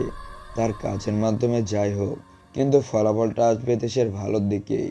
মন্ত্রী আশরাফুল মহসিন খানের মুখে এত বড় বড় কথা শুনে তার লোকেদের বলে, ওই ওরে মারতে থাক তোরা। তারপর তার সাথে থাকা লোকেরা মহসিন খানকে ইচ্ছে মতো মারতে থাকে। মহসিন খান ব্যথায় কোকড়াতে থাকেন। আশরাফের চোখ দিয়ে অশ্রু ঝরতে থাকে। তার বুকে এক প্রকার হাহাকারের সৃষ্টি হচ্ছে। সে না পারছে কিছু করতে, না পারছে কিছু সহ্য করতে। অতিরিক্ত মায়ের কারণে মহসিন খানের ওখানেই মৃত্যুবরণ হয়। তারা যখন বুঝতে পারে যে মহসিন খান আর বেঁচে নেই, তখন তারা মারা থামিয়ে দিয়ে চলে যায়। তারা চলে যাওয়ার পর আশরাফ সেখানে দৌড়ে এসে মহসিন খানের মাথাটা তার কোলে নেয়। তার পুরো মাথা সহ মুখমণ্ডল পুরো রক্তে লাল হয়ে আছে। তার মুখ ভালো করে বোঝা যাচ্ছে না, এতটা নৃশংসভাবে তাকে মেরেছে তারা। আশরাফের চোখ দিয়ে অশ্রু গড়িয়ে পড়ছে মহসিন খানের কপালে। আশরাফুলদের এমন বর্বরতা দেখে আশরাফ জোরে চিৎকার করে বলতে থাকে, স্যার, আপনার অসম্পূর্ণ কাজ সমাপ্ত করবে আপনার ছেলে। আপনার ছেলেকে আমি এমনভাবে তৈরি করব, এতটা ভয়ানকভাবে তাকে আশরাফুলের সামনে হাজির করব, তাদের বুক কেঁপে উঠবে। তার মাধ্যমে হবে কিছুটা অন্যরকম কিছু, ফলাফল হবে দেশের জন্য ভালো আর ওদের জন্য মারাত্মক। আশরাফ চিৎকার করে কথাগুলো বলে সে যেন নিজে নিজে একটি পণ করে নিল এই বর্বরতার প্রতিশোধ এবং দেশকে সন্ত্রাসমুক্ত করার। সকালবেলা আশরাফ মহসিন খানের মৃতদেহ পতাকায় জড়িয়ে ওনার বাসায় নিয়ে আসেন। তার সাথে রয়েছে আরও অনেক সেনাবাহিনী। সবার চোখে পানি, সবার হৃদয় ব্যথিত। তারা হারিয়েছে একজন নেতাকে, যে সর্বদা বীরের মতো লড়তে শিখিয়েছেন, যে সর্বদা দেশের জন্য প্রাণ দিতে প্রস্তুত ছিলেন এবং দিয়েও গেলেন। মহসিন খানের স্ত্রী রেহেনা খান ও তার ছেলে মেয়ে তন্ময় এবং রাইসা বাড়ি থেকে বের হয়। আশরাফকে দেখে রেহেনা দৌড়ে ছুটে যায় তার দিকে এবং বলে, ভাই, আপনাদের স্যারের ফোন কাল থেকে বন্ধ পাচ্ছি। কই আছে আপনাদের স্যার? আশরাফ কোনো শব্দ করে না, চুপচাপ থাকে। কি হলো ভাই, বলুন। আশরাফ এবার বলতে থাকে, ভাবি, কাল রাতে আমরা একটা মিশনে গিয়েছিলাম, সেখানে আমাদের স্যার মৃত্যুবরণ করেন। আশরাফের মুখে এমন কথা শুনে রেহেনা বেগম পুরাই যেন মরতে হয়ে যায় কিছুক্ষণের জন্য। না, এইটা হইতে পারে না, ওর কিছুই হয়নি। আপনারা আমায় মিথ্যা বলছেন, তাই না? আশরাফের চোখে পানি ধরে রাখতে পারে না, তিনি কাঁদতে কাঁদতে বলেন, ভাবি, এটাই সত্য। আমরা অনেক চেষ্টা করেছিলাম ওনাকে বাঁচানোর, কিন্তু পারিনি। চারজন সেনা তাদের কাঁধে করে খাটিয়াতে মহসিন খানের মৃতদেহ নিয়ে আসতেছে। তার নিথর দেহতে জন রয়েছে তার দেশের মাতৃভূমির পতাকা। সেনা সদস্যরা রেহেনা খানের সামনে নিয়ে এসে মহসিন খানের মৃতদেহ রাখেন। রেহেনা খান ধীর পায়ে এগিয়ে যেতে থাকেন তার স্বামী লাশের দিকে। তিনি গিয়ে মুখ থেকে পতাকাটি সরিয়ে আটকে ওঠেন। কি নৃশংসভাবে মেরেছে তাকে! তিনি হামা করে কেঁদে যাচ্ছেন। বাবার মৃতদেহ দেখে রাইসা এবং তন্ময় অঝয় কেঁদে যাচ্ছে। কি এমন বা বয়স এদের? রাইসার 15 বছর আর তন্ময়ের 11 বছর। এই বয়সে তারা তাদের বাবাকে হারাইল। তন্ময় হেঁটে হেঁটে আশরাফের কাছে যায়। আঙ্কেল, আমার বাবা কি আর ফিরবে না? আশরাফ কি বলবে বুঝতে পারে না। সে তন্ময়কে জড়িয়ে ধরে। সে ঠিক মনে মনে বলে, তন্ময় হবে নেক্সট মহসিন খান, এর দ্বারাই দেশ সন্ত্রাসমুক্ত হবে। বর্তমান তন্ময় সব ঘটনা বলে একটা দীর্ঘশ্বাস ফেলে। তার চোখের কোণে জল চলে এসেছে। সে মাথা উঁচু করে সবার দিকে তাকায় এবং দেখতে পায় সবার চোখে জল। অভ্র প্রীতম জয় এসে তন্ময়কে জড়িয়ে ধরে। ভাই আজকে জানলাম সেই ভয়ানক অতীত যার কারণে আজ আপনি রাফেল। শরীরের শেষ রক্তবিন্দু দিয়ে হলেও আপনার পাশে থাকবো, এই দেশের পাশে থাকবো। এবার মারুফ বলতে থাকে, এতদিন না জেনে না বুঝে কত খারাপ কাজ করেছি। দেশকেও যে কেউ এতটা ভালোবাসতে পারে তখনও জানা ছিল না। কথা দিচ্ছি ভাই, আপনার সাথে থেকে দেশকে সন্ত্রাসমুক্ত করব আমরা সবাই। আজ থেকে মহসিন খান আমাদের আদর্শ। তন্ময় ওদের কথা শুনে অনেকটা অবাক হয় এবং খুশি হয়। আজ তার পাশে রয়েছে অনেকগুলো মুখ। তারা সবাই আজ মহসিন খানের আদর্শে নিজেদেরকে স্থাপন করেছে। ঠিক আছে মারুফ, এদের দায়িত্বে আপাতত তুই থাকবি, পরে কি করা লাগবে আমি তোকে বলে দেব। ওকে ভাই। তারপর তন্ময় ও তার বাড়িতে চলে আসে। মাঝরাত্রি। নীরা বালিশে মাথা দিয়ে শুয়ে আছে। তার চোখে এখনো ঘুমের কোনো দেখা নেই, কারণ সে ভাবতেছে সকালের কথা, যখন সে তন্ময়কে আকাশের বিপক্ষে প্রতিবাদ করতে দেখল। সে তন্ময়কে, যাকে কিনা সে ভার্সিটির সবার সামনে থাপ্পড় মেরেছিল, যাকে কিনা সে ছোটলোক খ্যাত কত কিনাই বলেছিল, আর এখন তাকে নিয়ে সে ভেবে যাচ্ছে মেয়েদেরকে কতই না সম্মান করে সে। আরও অনেক কথা ভাবতে থাকে সে তন্ময়কে নিয়ে। সকালবেলা তন্ময় ভার্সিটিতে প্রবেশ করতেছে। ক্যাম্পাসে প্রবেশ করার সময় সেই চারিদিকটা চোখ বুলিয়ে নিল। অচেনা জায়গাটাও কেমন যেন তার পরিচিত হয়ে গেছে। তন্ময় তার ক্লাসরুমে প্রবেশ করে। সে গিয়ে আবিরের পাশে বসে। কি তন্ময়, কি খবর তোমার? এই তো চলে যাচ্ছে, তুমি কেমন আছো? এই তো ভালো আছি। তন্ময় এবং আবির নিজেদের মধ্যে আরও কিছুক্ষণ কথাবার্তা বলতে থাকে। এরপর কিছুক্ষণের মধ্যে ক্লাসরুমে স্যারে প্রবেশ করে এবং তিনি তার ক্লাস যথারীতি পরিচালনা করতে থাকেন। তন্ময়, দেখো নীরা তোমার দিকে তাকিয়ে আছে। আবিরের কথাই তন্ময় তার মনোযোগ ভঙ্গ করে নীরার দিকে তাকায় এবং তখন নীরা এবং তন্ময় দুজনের চোখ একে অপরের উপর পড়ে। কয়েক সেকেন্ড তারা একে অপরের দিকে তাকিয়ে থাকে। তারপর তারা দুজনেই অন্যদিকে তাকায়। দেখলা, ও তোমার দিকে তাকিয়েছিল, আমি অনেকবার খেয়াল করেছি। ধ্যাত, কি বলছো তুমি? ও কেন আমার দিকে তাকাবে? আরে তুমিও তো দেখলে ও তোমার দিকে তাকিয়েছিল। আরে এইটা হয়তো চোখে চোখে পড়েছে তাই। না তন্ময়, শুধু একবার নয়, অনেকবার তাকিয়েছে, আমি দেখেছি। আরে না, তুমি ভুল দেখেছো। ও কেন আমার দিকে তাকাবে? ও কোথায় আর আমি কোথায়? কে কোথায় এটা কোনো বিষয় নয়। ভালোবাসা কখন কোথায় কার সাথে হবে এটা কেউই জানে না। সো সব উপর থেকে ঠিক করা আছে। তুমি পাগল হয়ে গেছো আবির? আরে না, সত্যি বলছি আমি। তারপর তারা আরও কিছুক্ষণ নিজেদের মধ্যে এই বিষয়টি নিয়ে কথা বলতে থাকে। কিছুক্ষণ পর স্যার ক্লাসে পড়ানো শেষ করে চলে যান। তন্ময় এবং আবি দুজনে বাইরে এসে ক্যাম্পাসে বসে। ভার্সিটির ভিতরে তখন 4টি বাইক প্রবেশ করে। সবার সামনে বাইকটিতে রয়েছে আকাশ। আজকে আবার তারা এসেছে। সবে ক্যাম্পাস ছেড়ে ভিতরে চলে যাচ্ছে তাদের দেখে, কিন্তু তন্ময়ের আবি সেখানে বসে আছে। তন্ময়, চলো ভেতরে যাই। কেন? আকাশের আসছে। ওরা আসছে তো কি হয়েছে? তোমায় তো আমি সেদিনই বলেছিলাম।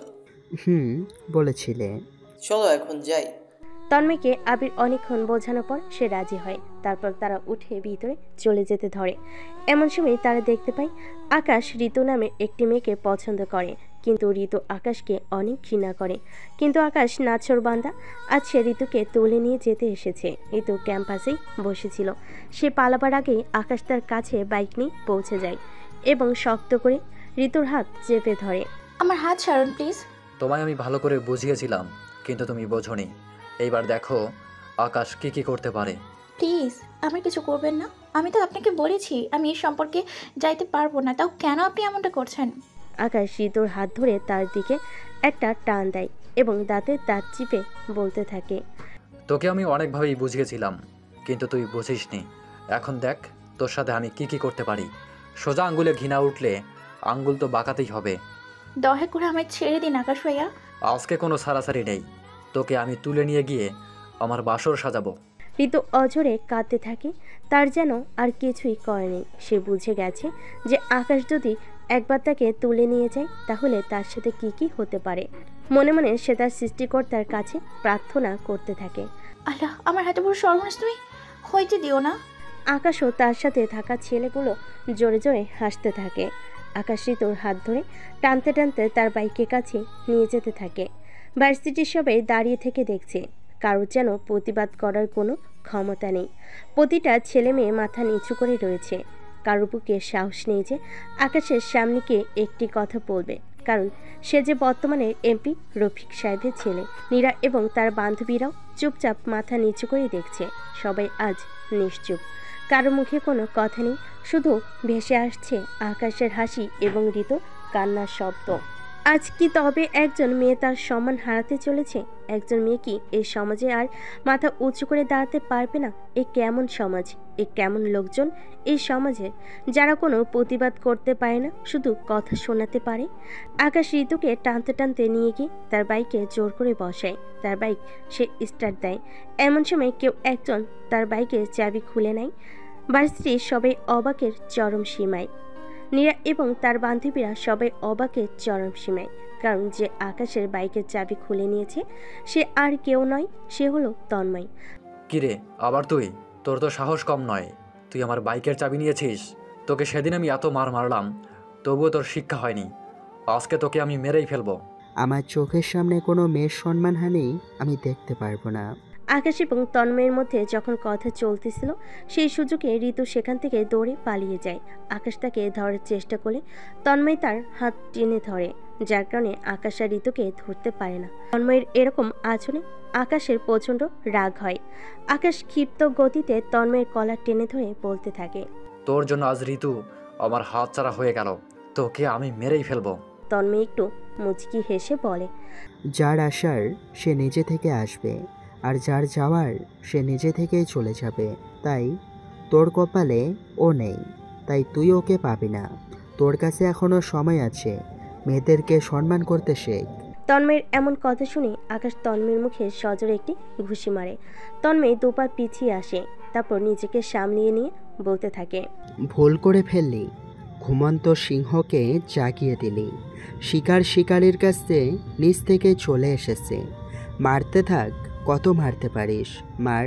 শুধু একটা কথা মনে রাখবি, সিংহের থাবার সামনে যখন পড়বি তখন কিন্তু আর মায়ের কোলে ফেরত যেতে পারবি না।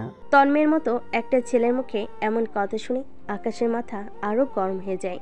সে তার সাথে থাকা ছেলেগুলোকে নির্দেশ দেয় তন্ময়কে মারতে, এবং তারা তাই করে। তন্ময়কে 7 থেকে 8 জন ছেলে মিলে নির্মমভাবে মেরে যাচ্ছে। ক্যাম্পাসের সবাই দাঁড়িয়ে দাঁড়িয়ে শুধু দেখছে। তন্ময়ের এরকম মায়ের খাওয়া দেখে নীরার বুকের ভেতরটা কেমন যেন করে উঠতেছে। সে নিজেও বুঝতে পারছে না সেজন্য তার এরকম অনুভূতি হচ্ছে। তন্ময়কে তো সে সহ্য করতে পারে না, কিন্তু সে কেন ওর এই মায়ের খাওয়া দেখে এতটা ব্যথিত হচ্ছে? দূর থেকে সবাই একদম নীরব দর্শকের মতো দেখেই চলেছে। মজার বিষয় হলো, এত মার খাওয়ার পরও তন্ময় মুচকি হেসে সবটা সহ্য করে নিচ্ছে। এই মুচকি হাসার কারণ কি? তন্ময় তো আসলে হলো রাফেল, কিন্তু সে কেন তার শক্তি প্রয়োগ করছে না, শুধু মুচকি মুচকি কেন হেসে চলেছে? এই হাসি কি কোনো ভয়ানক কিছু বয়ে আনতে চলেছে? তবে কি শুরু হবে আবার এক রক্তের খেলা, যেখানে যে আগে যার রক্ত ঝরাবে সেই জিতে যাবে? তন্ময়ের ঠোঁট ফেটে রক্ত পড়ছে, কপাল ও গালের অনেক জায়গায় কেটে গেছে। এমন মার খাওয়া দেখে কেউ না এগুলো একজন এগিয়ে এসেছে, আর সে হলো আবির। সে আর দূর থেকে এসব সহ্য করতে পারছিল না, তাই সে এগিয়ে এসেছে। আবির এসে লোকগুলোকে সরিয়ে দেয় যারা তন্ময়কে মারতেছিল, তারপর তন্ময়কে ধরে উঠায়। তাই তুই কে রে? হিরো সাজতে এসেছিস? আপনারা এইভাবে নির্মমভাবে একজনকে মারতেছেন? একজন মানুষ হিসেবে আমি তা সহ্য করতে পারতেছিলাম না। সহ্য করতে পারতেছি না, তাই না? ঠিক আছে, এবার তাহলে তুইও মর। ও শুধু একা মার খাবে না, ওর সাথে তুইও মার খাবি এবং প্রতিবাদ করার অপরাধে দুনিয়া ছাড়বি। এই তোরা সবাই দুটোকে মারতে থাক, তারপর এদেরকে তুলে নিয়ে যাব এক নির্জন জায়গায়। সেখানে মারুফ ভাই এসে এদের ভাবলীলা সাঙ্গ করবে। মারুফের নাম শুনতে তন্ময় এবার জোরে জোরে হাসতে থাকে, কারণ তারা সেই মারুফের কথা বলতেছে যে মারুফকে গতকাল রাতে রাফেল অর্থাৎ তন্ময় তার বাবার আদর্শে আদর্শিত করে এসেছে। আর মারুফ এখন পুরোপুরি রাফেলের লোক। আকাশের কথা মতো তার সাথে থাকা ছেলেপেলারা এবার আবিরকেও মারতে শুরু করলো। আবিরের অবস্থা এখন তন্ময়ের মতো হয়ে গেল। কিছুক্ষণ পর ভার্সিটিতে একটি গাড়ি আসলো, যাকে ডেকেছে আকাশ নিজেই, কারণ সে এই গাড়িতে করে এই দুজনকে নিয়ে যাবে এবং কোনো এক নির্জন জায়গায় জনমানবহীন স্থানে এদের অবসান ঘটাবে। আবির ও তন্ময়কে গাড়িতে তোলা হয় এবং তারপর আকাশ বলতে থাকে, এই ভার্সিটির সবাই চোখ খুলে দেখে নাও, এরপর থেকে যদি কেউ এইরকম দুঃসাহস করো তো তোমাদের অবস্থাও এরকম হবে, কথাটা মাথায় রেখো। আকাশ কথাগুলো বলে গাড়িতে উঠে সেখান থেকে চলে যায়। এতক্ষণ ভার্সিটিতে বিরাজ করছিল শুনশান নীরবতা, কিন্তু আকাশ চলে যাওয়ার পর মুহূর্তের মধ্যেই পুরা ভার্সিটিতে শোরগোল পড়ে গেল। সবার চোখে মুখে ভয় এবং আতঙ্ক স্পষ্টভাবে পরিলক্ষিত হতে লাগলো। নীরা ও তার বান্ধবীদের কথোপকথন। কি নীরা, তুই কাঁদছিস কেন? তোর চোখে জল কেন? নীরা এতক্ষণ এক প্রকার ঘোরের মধ্যেই ছিল। তার চোখের সামনে কি ঘটতেছিল তা সে কল্পনা করতে পারছিল না। তানিয়ার কথায় সে বুঝতে পারে যে সে আসলেই কাঁদতেছিল, তার চোখ বেয়ে জল পড়তেছে এখনো। তবে জলটা কার জন্য? তন্ময়ের জন্য নাকি আবিরের জন্য? হ্যাঁ তাই তো, তুই কাঁদছিস কেন? কার জন্য কাঁদছিস? তুই কি আবিরকে ভালোবাসিস? আবিরের জন্য কাঁদছিস? নীরা কিছুক্ষণ চুপ থেকে বলতে থাকে, আমি তন্ময়ের জন্য কাঁদছি। ওকে আমি ভালোবেসে ফেলেছি আমারই অজান্তে, গোপনে নির্ভীতে আমি তার প্রেমে পড়েছি। ওর কিছু হলে আমি নিজেকে ঠিক রাখতে পারবো না রে। কি বলছিস কি? তুই তন্ময়কে ভালোবাসিস? হ্যাঁ, আমরা ভাবলাম তুই হয়তো আবিরের জন্য কাঁদছিস। না, আমি তন্ময়কে ভালোবেসে ফেলেছি। আকাশ যে পরিমাণে ক্ষিপ্ত হয়ে আছে, ও অনেক বড় ক্ষতি করে দিতে পারে। নীরা ওখানে আর দাঁড়ায় না, সে সরাসরি তার বাবার অফিসে চলে যায়। সে কোনো কিছু না ভেবে তাদের মিটিং রুমে চলে যায়, যেখানে নীরার বাবা গুরুত্বপূর্ণ একটা মিটিংয়ে ছিল। সে দৌড়ে গিয়ে তার বাবাকে জড়িয়ে ধরে অঝরে কাঁদতে থাকে। তার বাবা তার মেয়েকে নিজের জীবন দিয়ে ভালোবাসে, তার মেয়ের জন্য সে সব কিছু করতে পারে। মেয়ের এমন কান্না করা দেখে আজিম চৌধুরী নীরাকে বলে, তুই একে বস মা, তারপর বল আমায় কি হয়েছে তোর। আজিম চৌধুরী তার মেয়ে নীরাকে প্রথমে বসি, তারপর এক গ্লাস পানি দেয়। নীরা কিছুক্ষণ চুপ থেকে বলতে শুরু করে, বাবা বাবা, ওরা আমার দুইজন বন্ধুকে তুলে নিয়ে গেছে। তুমি কিছু করো না বাবা, না হলে ওরা ওদেরকে মেরে ফেলবে। কি নির্মমভাবে না ভার্সিটিতে ওদেরকে মারলো, কেউ কোনো প্রতিবাদ করলো না। তাই আমি তোমার কাছে এসেছি বাবা, প্লিজ প্লিজ বাবা, ওদের বাঁচাও। কারা তুলে নিয়ে গেছে? আকাশ ও তার লোকজন। আকাশ তো এমপি সাহেবের ছেলে।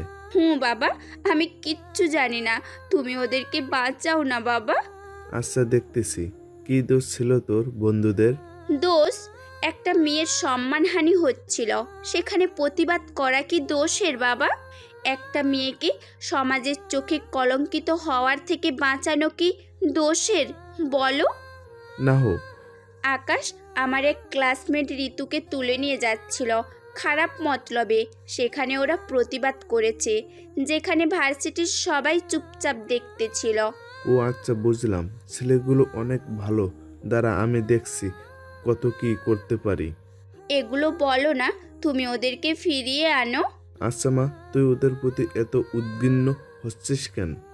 কারণ ওদের মধ্যে একজনকে যে আমি ভালোবেসে ফেলেছি বাবা, কিন্তু বলতে পারিনি। বাবার সামনে নীরা কথাটা বলেই ফেলল। ওর বাবা অবাক হয়ে যায়। আমার মেয়েও এগুলো প্রেম ভালোবাসা করতে পারে জানাই ছিল না আমার। সে কে? বাবা, এখন মজা করার সময় নয়, তোমায় পরে ওর সাথে দেখা করাবনি, যদিও আমায় ভালোবাসে। আচ্ছা দাঁড়া, আমি আমার তরফ থেকে সর্বোচ্চ চেষ্টা করব। এই কথা বলে আজিম চৌধুরী তার বন্ধু পুলিশ কমিশনার মাইন খানকে ফোন করে। হ্যাঁ আজিম বল, কেমন আছিস? হঠাৎ করে এই সময়ে ফোন করলি যে? আমি ভালো আছি, খুব দরকারে তোকে কল করছি। বল। তারপর আজিম সবটা খুলে বলে তার বন্ধুকে। আমি সবই বুঝলাম, কিন্তু আকাশ তো এমপির ছেলে, অনেক কঠিন হবে কাজটা। এমপির ছেলে তো কি হয়েছে, আইন সবার জন্য সমান না, নাকি এমপির ছেলের জন্য এক আইন আর সাধারণ মানুষের জন্য আরেক আইন? তোর কথা ঠিক আছে, কিন্তু কি কিন্তু? ওরা একটা মেয়ের সম্মান বাঁচাতে গিয়ে আজ বিপদে পড়েছে, তাদের জীবন হুমকির মুখে পড়েছে। আজ ওই মেয়েটার জায়গায় যদি তোর মেয়ে বা আমার মেয়ে থাকতো, তখন কি করতাম আমরা? তুই ঠিক বলেছিস, আমি এখনই কাজ শুরু করে দিচ্ছি, ওদের আমি খুঁজে বের করবই। বন্ধু, জানতাম তুই বাকিদের থেকে আলাদা। আচ্ছা ঠিক আছে, ফোন রাখছি এখন। আকাশ যেই গাড়িতে করে তন্ময় এবং আবিকে তুলে এনেছে, সেই গাড়িটি শহর থেকে অনেকটা দূরে একটা নিস্তব্ধ নির্জন জায়গায় এসে থামে। সামনে একটা অনেক পুরাতন। সামনে একটা অনেক পুরনো গোডাউন দেখা যাচ্ছে দিনের বেলা, কিন্তু তবুও সূর্যের আলো খুবই কম বোঝা যাচ্ছে এই জায়গাটাতে। আকাশ গাড়ি থেকে নামে এবং তার লোকজন বাইকগুলো পাশে সাইড করে। তন্ময় এবং আবিরকে গাড়ি থেকে নামিয়ে ওই গোডাউনটার ভিতরে প্রবেশ করানো হয়। এক প্রকার তাদেরকে গোডাউনের ভিতরে ধাক্কা মেরে ফেলে দেওয়া হয়।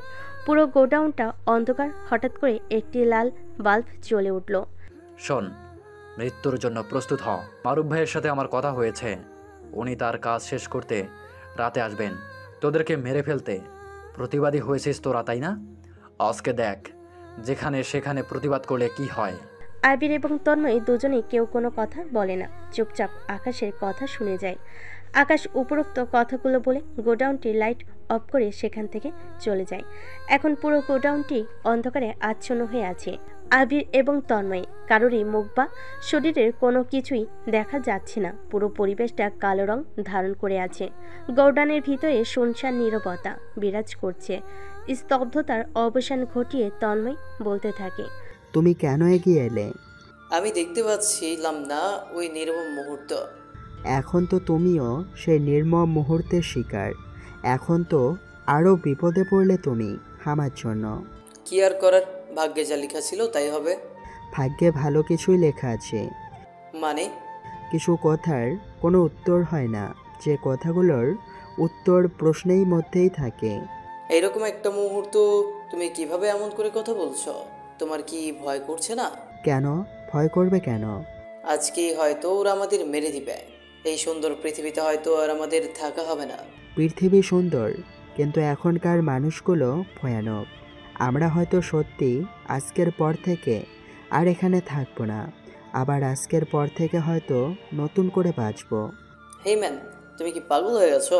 কী সব বলছো? আমার মার কথা খুব মনে পড়ছে। আমার মা আমার এই মৃত্যু নিতে পারবে না। কিছু করার নাই, আমাদের ভাগ্যে যা আছে তাই হবে। রফিক ও মন্ত্রী আশরাফুলের মধ্যে কথা হচ্ছে। স্যার, রাফেল নামে একজনের উদ্ভব ঘটেছে, যে আমাদের লোকেদের একের পর এক মেরেই চলেছে। দেখছি তো সেটা, আর তোমরা হাত গুটিয়ে বসে থাকো শুধু। সরি স্যার, তবে আমরা আমাদের সমস্তটা দিয়েই চেষ্টা করছি। শোনো, এই কিন্তু ঠান্ডা মাথার খেলোয়াড়, খুব রয়েস হয়ে কাজ করতেছে। অনেক ধীর গতিতেও আমাদের কাছে পৌঁছাইতে চাচ্ছে এবং সব কিছু ঠিকঠাক রেখে। সুতরাং বুদ্ধি খাটিয়ে কাজ করো। এ কিন্তু ভয়ানক একটা ব্যক্তিত্ব, সো বি কেয়ারফুল। কোনো মিস্টেক করা যাবে না। Okay sir. 4 দিন পর আমার একটা সম্মেলন আছে, অনেক জনতা থাকবে সেখানে। ওইখানে যেন কোনো গড়বড় না হয়। সামনে আমার ইলেকশন আছে। ওকে স্যার, আপনি একদমই চিন্তা করবেন না, আমি সবটা দেখে নেব, আর এই রাফেলকে খুব শীঘ্রই ধরে ফেলবো। ঠিক আছে, আমি কল রাখছি। কথা বলে মন্ত্রী আশরাফুল তার ফোন কেটে দেয়। রফিক চিন্তা করতে থাকে, এই রাফেলকে নিয়ে এতটা চিন্তিত মন্ত্রী নিজেই, তার মানে নিশ্চয়ই কোনো ভয়ঙ্কর ব্যক্তি, হয়তো আমাদের পুরনো কোনো শত্রু যে রিভেঞ্জ নিতে এসেছে। রাত 1টা। তন্ময় এবং আবির নিঃশব্দে গোডাউনের ভিতর বসে আছে। পুরো জায়গাটা এতটাই নিস্তব্ধ যে তাদের নিঃশ্বাস নেওয়ার শব্দ পর্যন্ত শোনা যাচ্ছে না। আর এইদিকে আকাশ চলে এসেছে, সঙ্গে রয়েছে মারুফ। শেষে গোডাউনের গেটটি খুলে দেয়। মারুফ অন্ধকারে কাউকে দেখতে পারতেছে না কারা রয়েছে এই গোডাউনের ভিতরে। যাদেরকে মারতে মারুফ এসেছে, আকাশ ভেতরে প্রবেশ করে গোডাউনের লাল বাল্বটি জ্বালিয়ে দেয়। শুধু আবির মাথা উঁচু করে সামনে থাকা লোকগুলোকে দেখতেছে, কিন্তু তন্ময় তার মাথা নিচু করে হাঁটুর উপর ডান হাত রেখে বসে রয়েছে। আকাশ মারুফের জন্য একটি চেয়ার এগিয়ে দেয়। মারুফ তার উপর বসে একটি সিগারেট জ্বালিয়ে টানতে থাকে। মারুফের সাথে তার কিছু লোক এসেছে এবং আকাশের সাথে আরও কিছু লোক রয়েছে। কিরে আকাশ, এটা তুই কাদের ধরে এনেছিস মারতে? একটাকে তো দেখতে পারতেছি, আর একটা তো মাথা নিচু করে বসে আছে। যা ওইটার মাথা উঁচু করে ধর। ভাই, আপনার আর মুখ দেখার কোনো দরকার নেই, ওকে সরাসরি মেরে দিন, অনেক জ্বালিয়েছে আমায়। আরে না, যাকে মারবো তাকে যদি নাই দেখতে পাই তাহলে কিভাবে হয়?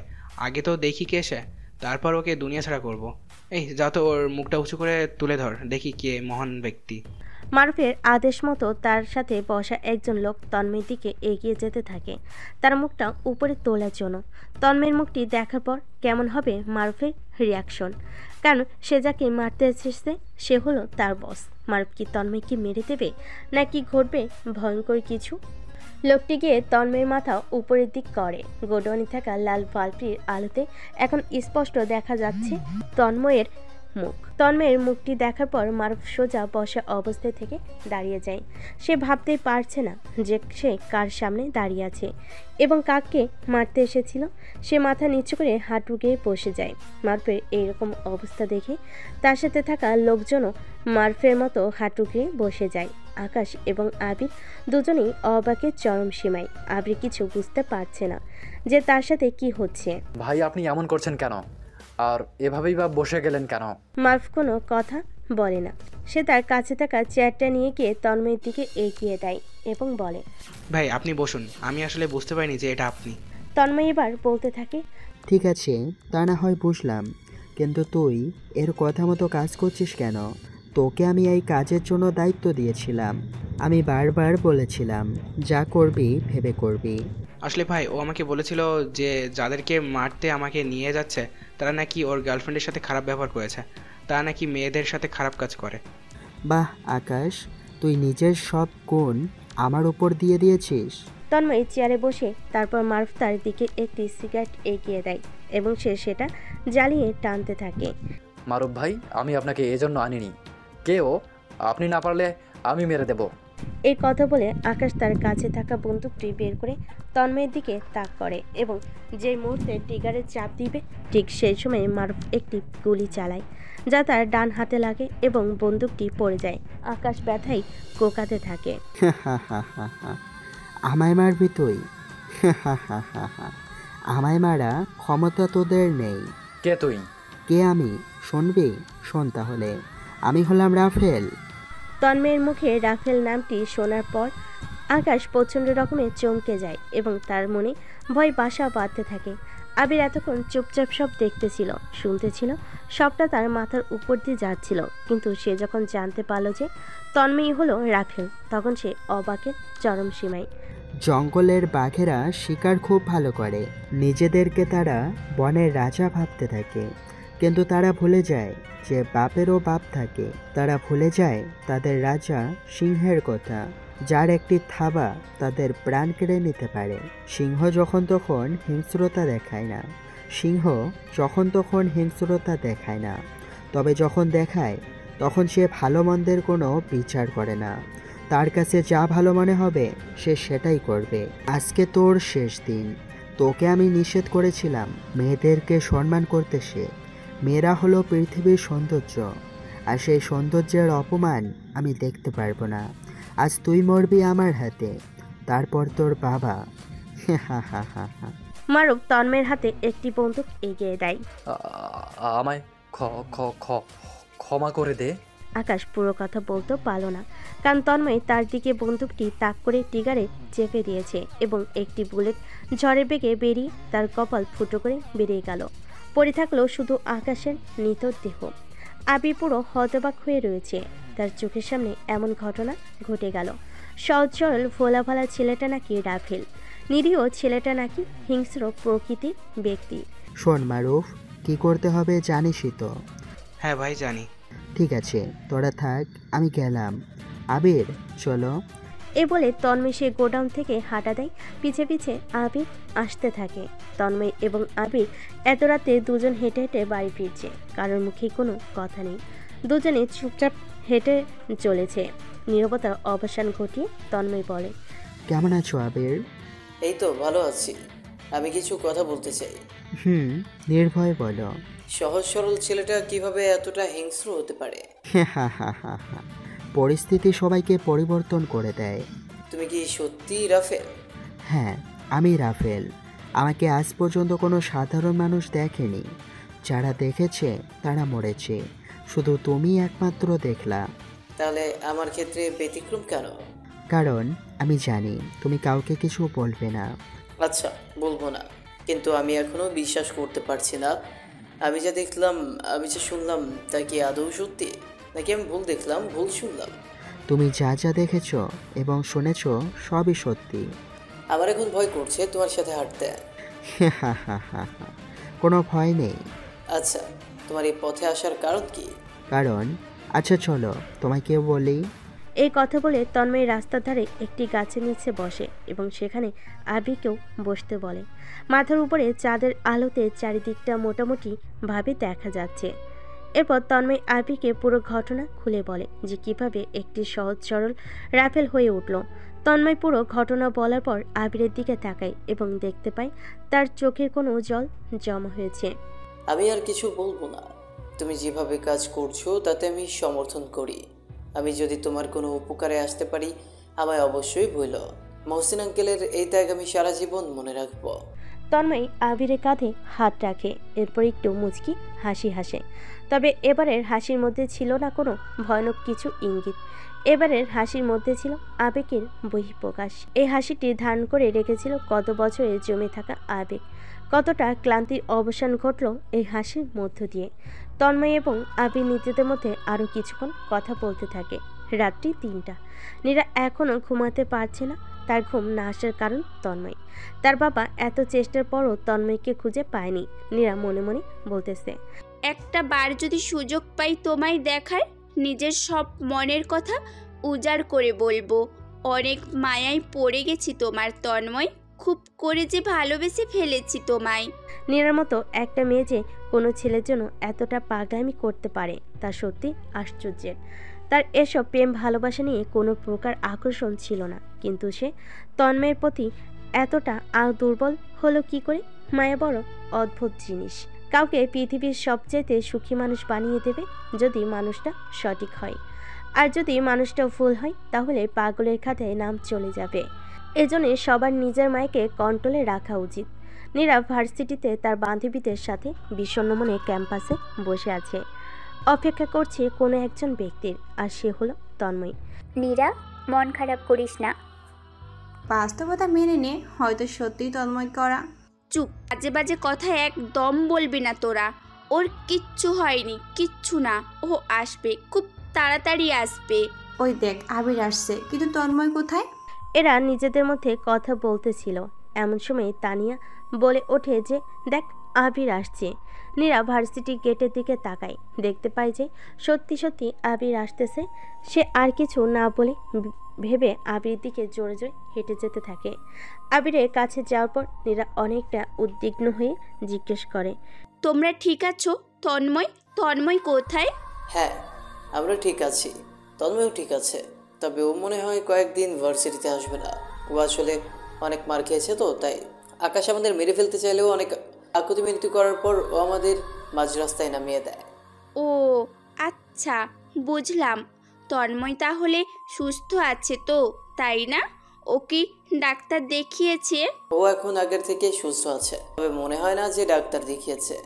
হয়তো কোনো ফার্মেসি থেকে কোনো মতে ব্যান্ডেজ করে নিয়েছে শুধু। কি বলছো কি? ও এমন কেন? ওর এখন ভালো ট্রিটমেন্ট দরকার।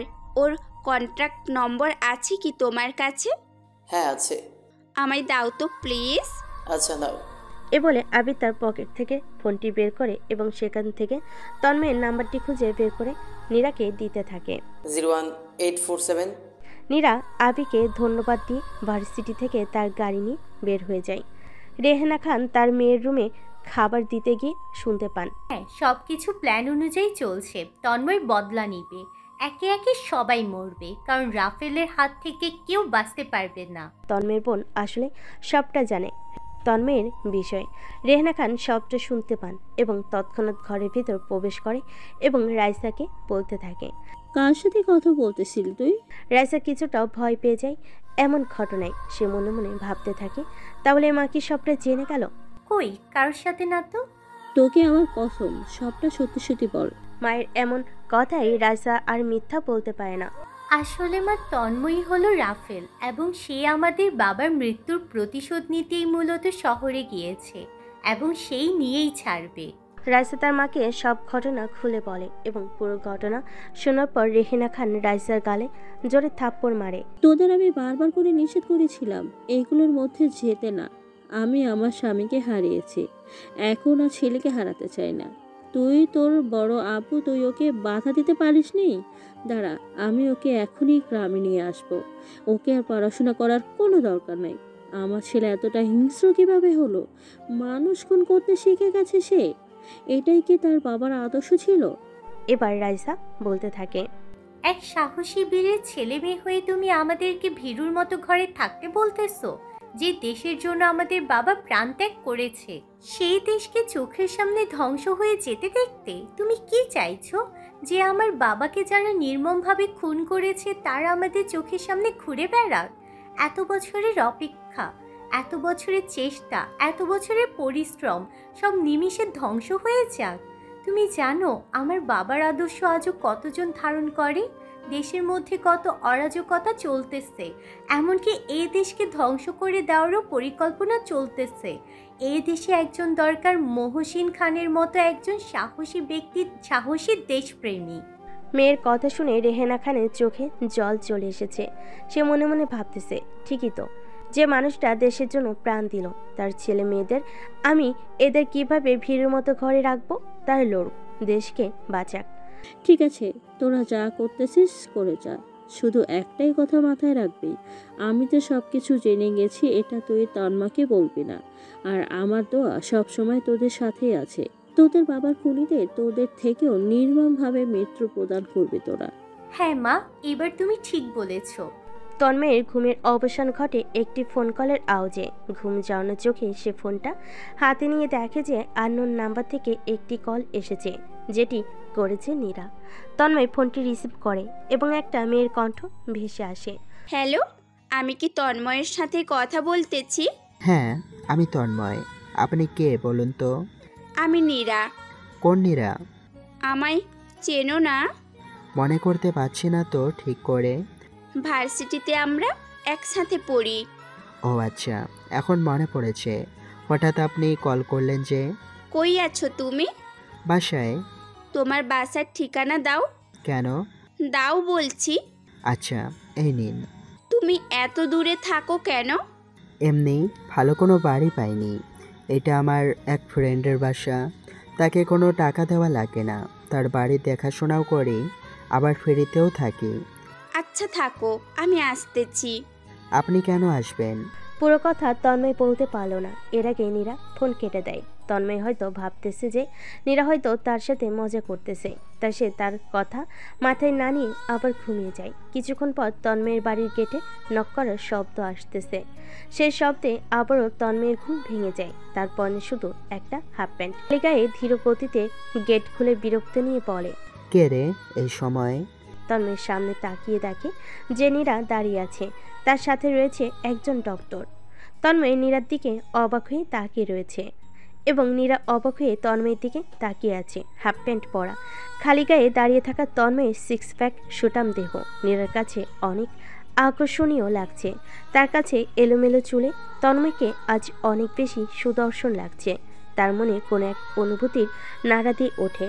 তন্ময়ও অবাক হয়ে তাকিয়ে আছে। কি মায়াবী চাহনি, সে মনে মনে ভাবতে থাকে। নীরা সত্যি চলে এসেছে। নীরা এখনো তার দিকেই তাকিয়ে আছে। নীরা, আপনি? তন্ময়ের কথায় নীরার ঘোর ভাঙে। নীরা তার কল্পনা থেকে বেরিয়ে বাস্তবে ফেরে। আপনি হঠাৎ, সাথে আবার ডক্টর মনে হচ্ছে। সব বলবো, কিন্তু বাইরে দাঁড়িয়ে থেকে সব কথা শুনবে নাকি?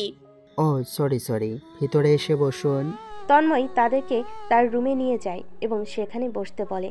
তারপর সে ওয়াশরুমে গিয়ে ফ্রেশ হয়ে একটি টি শার্ট পরে তাদের সামনে আসে। নীরা দেখতে পায় তার শরীরে আঘাতপ্রাপ্ত কাটা অংশগুলোতে সাধারণভাবে ব্যান্ডেজ করা। তো হঠাৎ এখানে? তোমার ট্রিটমেন্ট করাতেই আসছি, ডক্টরকে নিয়ে। কিসের ট্রিটমেন্ট? আমি তো সুস্থ আছি। তা তো দেখতেই পাচ্ছি। তুমি এখন চুপচাপ এখানে বসো। ডক্টর, আপনি জায়গাগুলো ড্রেসিং করে দেন এবং কি কি করা লাগে ওগুলো করুন। Okay ma'am. তন্ময় গিয়ে নীরার পাশে বসে এবং ডাক্তার তার চেক আপ করতে থাকে। ডক্টর যখন ড্রেসিং করতেছিল তখন তন্ময়ের কাটা অংশগুলো জ্বলতেছিল। তন্ময় এক প্রকার যন্ত্রণা অনুভব করছিল, যা নীরা বুঝতে থাকে এবং তন্ময়ের ডান হাতের উপর সে হাত রাখে। তন্ময় এমন ঘটনায় শিহরিত হয়ে যায়, সঙ্গে অবাকও। তন্ময় নীরার চোখের দিকে তাকায়। নীরার চোখ যেন তাকে কিছু বলছে। নীরার চোখে যেন সে দেখতে পাচ্ছে তার প্রতি এক আকর্ষণ। ডক্টর ড্রেসিং করা শেষে বলে, নীরা ম্যাম, ওনার ট্রিটমেন্ট শেষ হয়েছে, শুধু এই ওষুধগুলো নিয়মিত খাওয়াবেন ওনাকে, তাহলেই হবে। ওকে ডক্টর। আমি তাহলে এখন আসছি। ঠিক আছে। এরপর ডক্টর সেখান থেকে চলে যায়। তন্ময়, তোমার ঘর এত অগোছালো কেন? না মানে বুঝেছি বুঝেছি। এখন রেডি হও এবং আমার সাথে চলো। কই যাব? ঘুরতে যাব। কিন্তু কোনো কিন্তু না, রেডি হও। তন্ময় আর না করে না, সে নিজেকে রেডি করে নীলার সঙ্গে তার গাড়িতে করে বেরিয়ে পড়ে। চারিদিকে শোরগোল পড়ে গেছে, কারণ এবার পাওয়া গিয়েছে এমপি সাহেব রফিকের ছেলের লাশ, আর যার খুন করেছে রাফেল, এবং তার লাশের পাশে লেখা ছিল you are the next target, যা সচরাচর লেখাই থাকে। তবে এবারে আরেকটি বিশেষ লাইন লেখা ছিল, সেটি হলো নারীদেরকে সম্মান করুন। রফিক তার ছেলের লাশের পাশে বসে আছে, চোখ দিয়ে অঝরে পানি পড়ছে। আজমল সাহেবও এসেছেন, রাফিনও এসেছে। আজমল সাহেব এসে রফিককে সান্ত্বনা দিচ্ছেন। রফিক ওনার ছেলের লাশের পাশে বসে বলতেছে, তোর এই অবস্থা কে করেছে? তোকে আমি নির্মমভাবে মারবো, কুত্তার মতন মারবো তোকে। রাফেল, তুই শেষ। রফিক, যা হয়েছে হয়েছে, এবার আমাদের সামনের দিকে এগোতে হবে। রাফেলের মাংস কোত্তাকে দিয়ে খাওয়াবো। চারিদিকে মিডিয়াতে ভরে গিয়েছে। বর্তমান এমপি সাহেব তার ছেলেকে হারিয়েছেন আজকে, আর তার ছেলের মৃত্যু ঘটেছে রাফেলের হাতে। এখনো কি প্রশাসন চুপ থাকবে? আজকে মন্ত্রী আশরাফুল রফিকের এখানে আসবে সমবেদনা জানাতে। কিছুক্ষণের মধ্যেই কয়েকটি গাড়ি প্রবেশ করে ভিতরে, যার মধ্যে একটি গাড়িতে রয়েছে মন্ত্রী আশরাফুল। মন্ত্রী আশরাফুলকে এগিয়ে নিতে তার দিকে এগিয়ে যায় আজমল সাহেব। আশরাফুল গাড়ি থেকে নামলেন। আজমল সাহেব মন্ত্রীকে পুরো নিরাপত্তা দিয়ে ভিতরে আনতেছে। মন্ত্রীকে তার বডিগার্ডরা ঘিরে রেখেছে। আশরাফুল রফিকের কাছে আসে এবং দেখতে পায় রফিকের সেই কান্না জড়িত মুখ।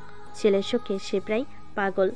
আশরাফুল তাকে সান্ত্বনা দেয় এবং বলে, আর 3 দিন পর আমার যে সম্মেলনটি হবে তার আগেই আমি রাফেলকে শেষ করে দেব।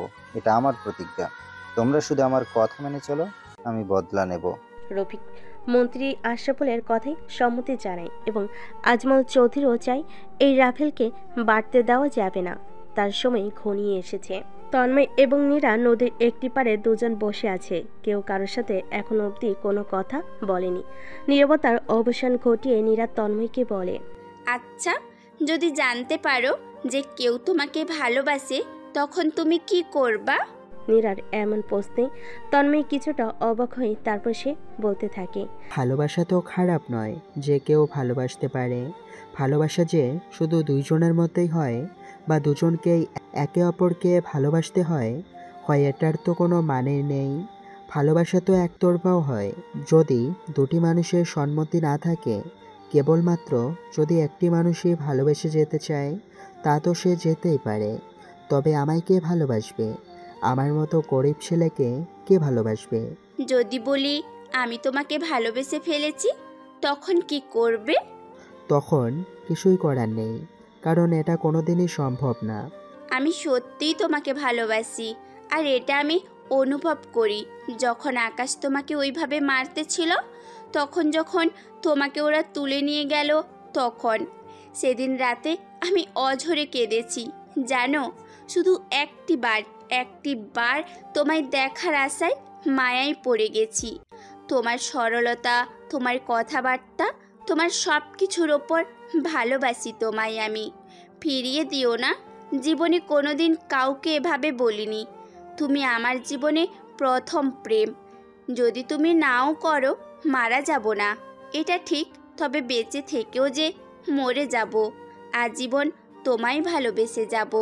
মনের মাঝে তন্ময় নামটি লেখা থাকবে।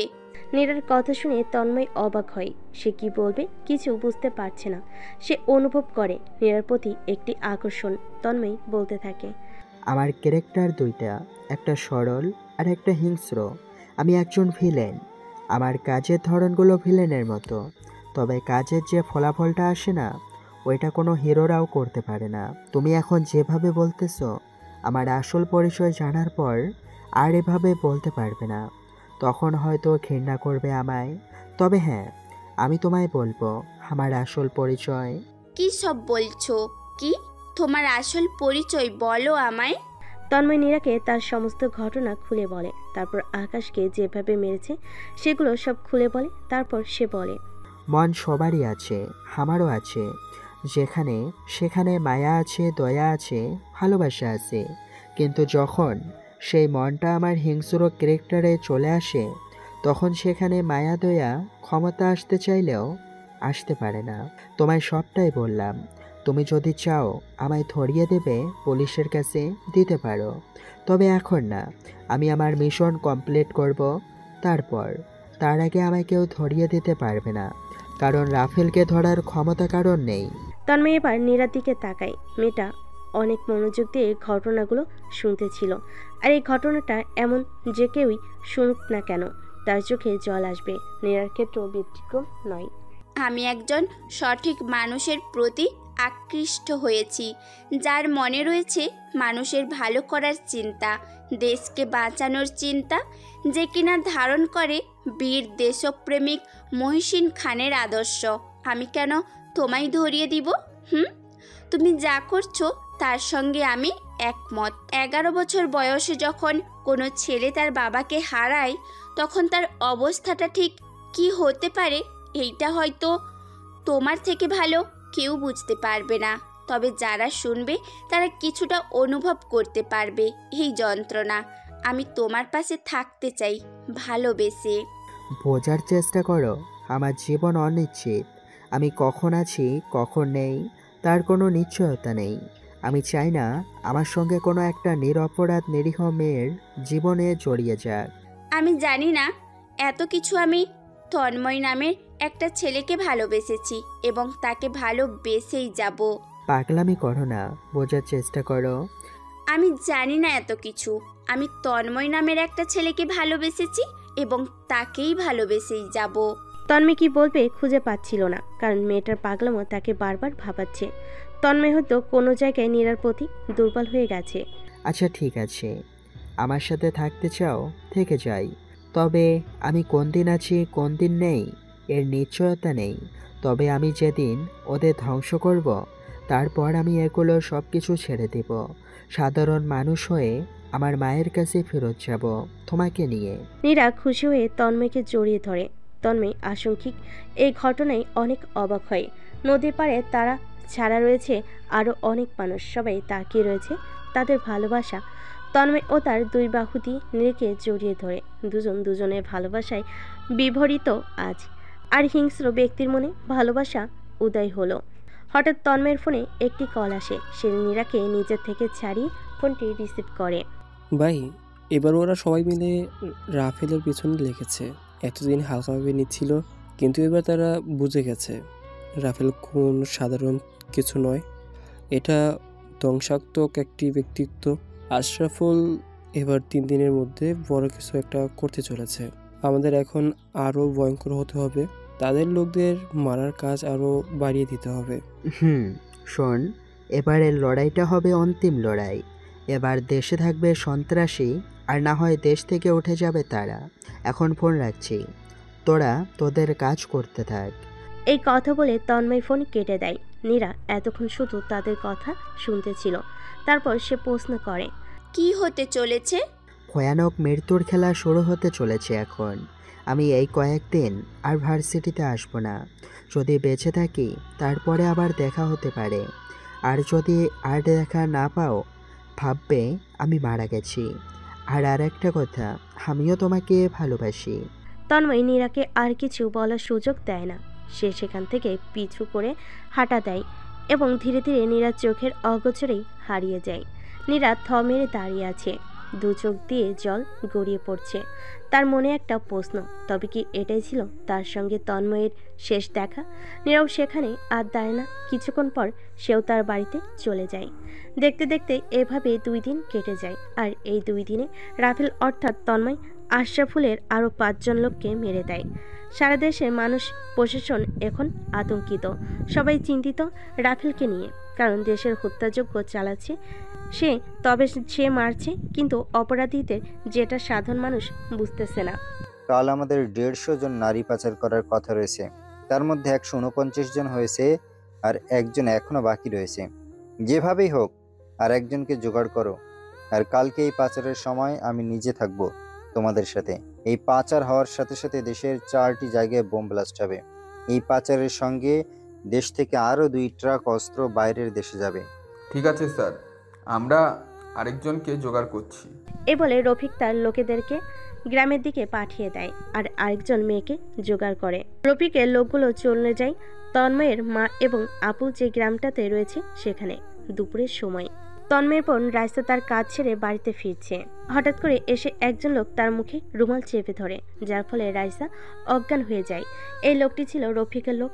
আরেকজনকে জোগাড় করতেই তন্ময়ের গ্রামে চলে এসেছে তার বোনকে নিয়ে গেল। এখন তাদের 150 জন পূর্ণ হয়েছে। এখন কালকে হতে চলেছে ভয়ানক দৃশ্য। একে তো 150 জন নারীর জীবন সংকটে, তার মধ্যে দেশের 4টি জায়গায় আবার বিস্ফোরণ হবে যদি মিশনটি সফল হয়। তন্ময়ের ফোনে একটি কল আসে এবং ফোনটি করেছে তার মা।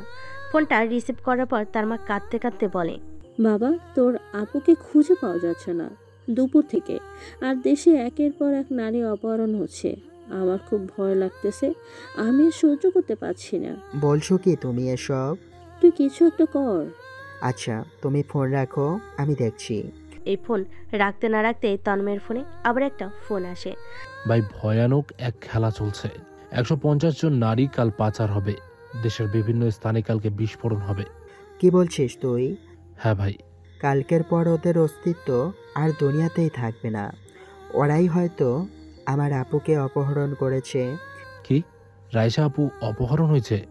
হ্যাঁ, এবার ওরা দেখবে হিংস্রতা কাকে বলে। ফোন রাখছি। স্যার, সবকিছু রেডি, এখন শুধু কালকের অপেক্ষা। মহসিন খানের কথা মনে আছে তোমাদের? ওর কথা মনে থাকবে না? অনেক জ্বালিয়েছে আমাদের। ওর সাথেই কোনো একটা লিঙ্ক আছে এই রাফেলের। কি বলছেন স্যার? হ্যাঁ, আমি সব জানি। এই জন্যই তো আমি তোমাদের বস। তোমরা যতগুলো মেয়েকে ধরে এনেছো তাদের মধ্যে একজন রয়েছে মহসিন খানের মেয়ে। কি বলছেন? কি ঠিকই বলেছি। কালকে রাফেল আসবে, মাথায় রেখো। আর কালকেই হবে তার শেষ দিন। টিভিতে এখন একটি নিউজ ঘুরে বেড়াচ্ছে। দেশের প্রশাসন এর অবস্থা কি মুখ থুবড়ে পড়বে। সাদেশে 1 শতাধিকের বেশি নারী নিখোঁজ। পুলিশ পারছে না কোনো সমাধান দিতে, পারছে না কাউকে খুঁজে বের করতে। এমনিতেই আতঙ্কে ছিল রাফেলের, কখন কে কোথায় খুন হয়ে যায়। এখন আবার দেশ থেকে নারী অপহরণ। তবে কি এই কাজগুলো রাফেল করছে নাকি অন্য কেউ? মেয়েদের বাবা মারা আজ সন্ধ্যান, কোথায় গেলে তারা তাদের মেয়েকে খুঁজে পাবে? হঠাৎ করে দেশে এরকম অজারকতা সৃষ্টির পেছনে কারণ কি? দেখতে দেখতে সেদিনটাও কেটে গেল। দিন গড়িয়ে রাত নামলো। চারিদিকটা নিস্তব্ধ। রাত 1টা। তন্ময়ের বাড়ি থেকে একজন মাস্ক পরা ব্যক্তি বেরিয়ে বাইকে বসলো। তীব্র গতিতে বাইক চালাতে লাগলো এবং এই ব্যক্তিটি হলো রাফেল, অর্থাৎ তন্ময়। বেড়েছে আজ সে তার অন্তিম শিকারের উদ্দেশ্যে। আজ হয় সিংহ শিকার করবে, নয়তো সে রাজত্বে নতুন রাজা আসবে। তন্ময়ের মুখে মাস্ক, হাতে গ্লাভস, পুরো রাফেলের লুকে সে বেরিয়েছে। কিরে, তোদের কাজ কত দূর? এই তো স্যার, হয়ে গেছে। এখন আমরা গাড়ি নিয়ে বের হব। তোরা এত ধীরে কাজ করছিস কেন বলতো? আচ্ছা ঠিক আছে, সব রেডি করে এখন বেরোবো। আশরাফুল, রফিক এবং আজমল সবাই আজকে এখানে উপস্থিত। তারা গাড়িতে সব মেয়েদেরকে তুলে এবং প্রস্তুত হয় গাড়িটি ছাড়ার জন্য। এমন সময় তাদের গোডাউনে একটি বাইক প্রবেশ করে এবং তার উপরে বসে রয়েছে রাফেল। ওর এইভাবে প্রবেশ করা দেখে বসে থেকে দাঁড়িয়ে যায় আশরাফুল, রফিক, আজমল। কে রে তুই? আমি হলাম তোদের চোখে ভিলেন। হিরো তো সবাই হতে চায়, কিন্তু ভিলেন কজন? আমার কাজের মাধ্যমটা হয়তো হতে পারে ভিলেনদের মতো, কিন্তু আমি যে যে কাজ করি তা কোনো হিরোও করতে পারবে না। আর এই ভিলেনের নাম Raphael. I am the Raphael. Raphael নামটা শুনতে ওখানে থাকা সবাই এক হাত করে পিছিয়ে যায়, কারণ যার অপেক্ষায় তারা বসেছিল, যাকে নিয়ে তাদের ভয় ছিল, এখন তাদের চোখের সামনেই। আশরাফুল হাসতে হাসতে বলে, আমি জানতাম তুই আসবি, তোর ব্যবস্থাও করে রেখেছি। আমাকে তোরা আটকাতে পারবি না। তুই আমার ছেলেকে মেরেছিস, এখন দেখ তোর কি অবস্থা করি। এই, তোরা সবাই ওকে ঘিরে ধর। আশরাফুলের কথা মতো তার লোকেরা তন্ময়ের দিকে এগিয়ে আসতে থাকে। চারিদিক দিয়ে ঘিরে নেয় তাকে। তন্ময় একটু মুচকি হেসে তার পকেট থেকে স্নোকেন বল বের করলো এবং ছুঁড়ে মারলো। পুরো পরিবেশটা সাদা ধোঁয়ায় ভরে গেল। যতক্ষণে ধোঁয়া কমলো, আশরাফুলের সকল লোকেরা মাটিতে মৃত অবস্থায় শুয়ে আছে। আশরাফুল এমন কাণ্ড দেখে অবাক হয়ে যায়। মাত্র এতটুকু সময়ের মধ্যে সে কিভাবে এমনটা করলো। এখন শুধু দাঁড়িয়ে আছে আশরাফুল, আজমল এবং রফিক। নিমিষেই তো সব হাওয়া করে দিলাম। এবার কি করবি তোরা? আশরাফুল জোরে জোরে হাসতে থাকে, তারপর বলে, খেলা তো কেবল শুরু হয়েছে। এই কে আছিস, ওকে নিয়ে আয়। আশরাফুলের কথা শুনে একটা লোক একটা মেয়ের মাথায় বন্দুক ধরে সামনে নিয়ে আসে। যার মাথায় বন্দুক ধরা আছে সে আর কেউ নয়, সে হলো রাইসা। রাইসাকে দেখে তন্ময় থমকে যায়। আপু, আমি জানতাম যে এই রাফেল মহসিন খানের সঙ্গে জড়িত, আর এখন বুঝে গেলাম যে তুই ওনার ছেলে, কারণ আমি ধরে এনেছি মহসিন খানের মেয়েকে। তোর বাবাকে যেভাবে মেরেছি তোকেও ঠিক একইভাবে মারবো। রিভেঞ্জ নিতে এসেছিস না? বেঘরে প্রাণটা দিবি। তোর বাবাকে বুঝিয়েছিলাম, বোঝেনি, এবার তোর পালা। এই কই তোরা, বেরিয়ে আয় এবার। আশরাফুলের কথা পর আরো অনেক লোক হাতে AK-47 নিয়ে বেরিয়ে আসে। তারা তন্ময়কে ঘিরে নেয়। তন্ময় তার হাতে থাকা বন্দুকটি ফেলে দেয় তার বোনের জন্য। বল, মৃত্যুর আগে তোর শেষ ইচ্ছা কি? স্যার, ওর কোনো শেষ ইচ্ছে শোনার দরকার নেই। বন্দুকটা আমার হাতে দিন, ওকে আমি মারতে চাই। দাঁড়াও রফিক, এত উতলা হয় না, একটু টাইম দাও, ওকে রয়ে শুয়ে মারবো। আশরাফুল উক্ত কথাটি বলতে একটি স্ন্যাপারের গুলি চালার শব্দ শোনা যায় এবং রাইসার মাথায় যে বন্দুক তাক করেছিল সে মাটিতে লুটিয়ে পড়ে।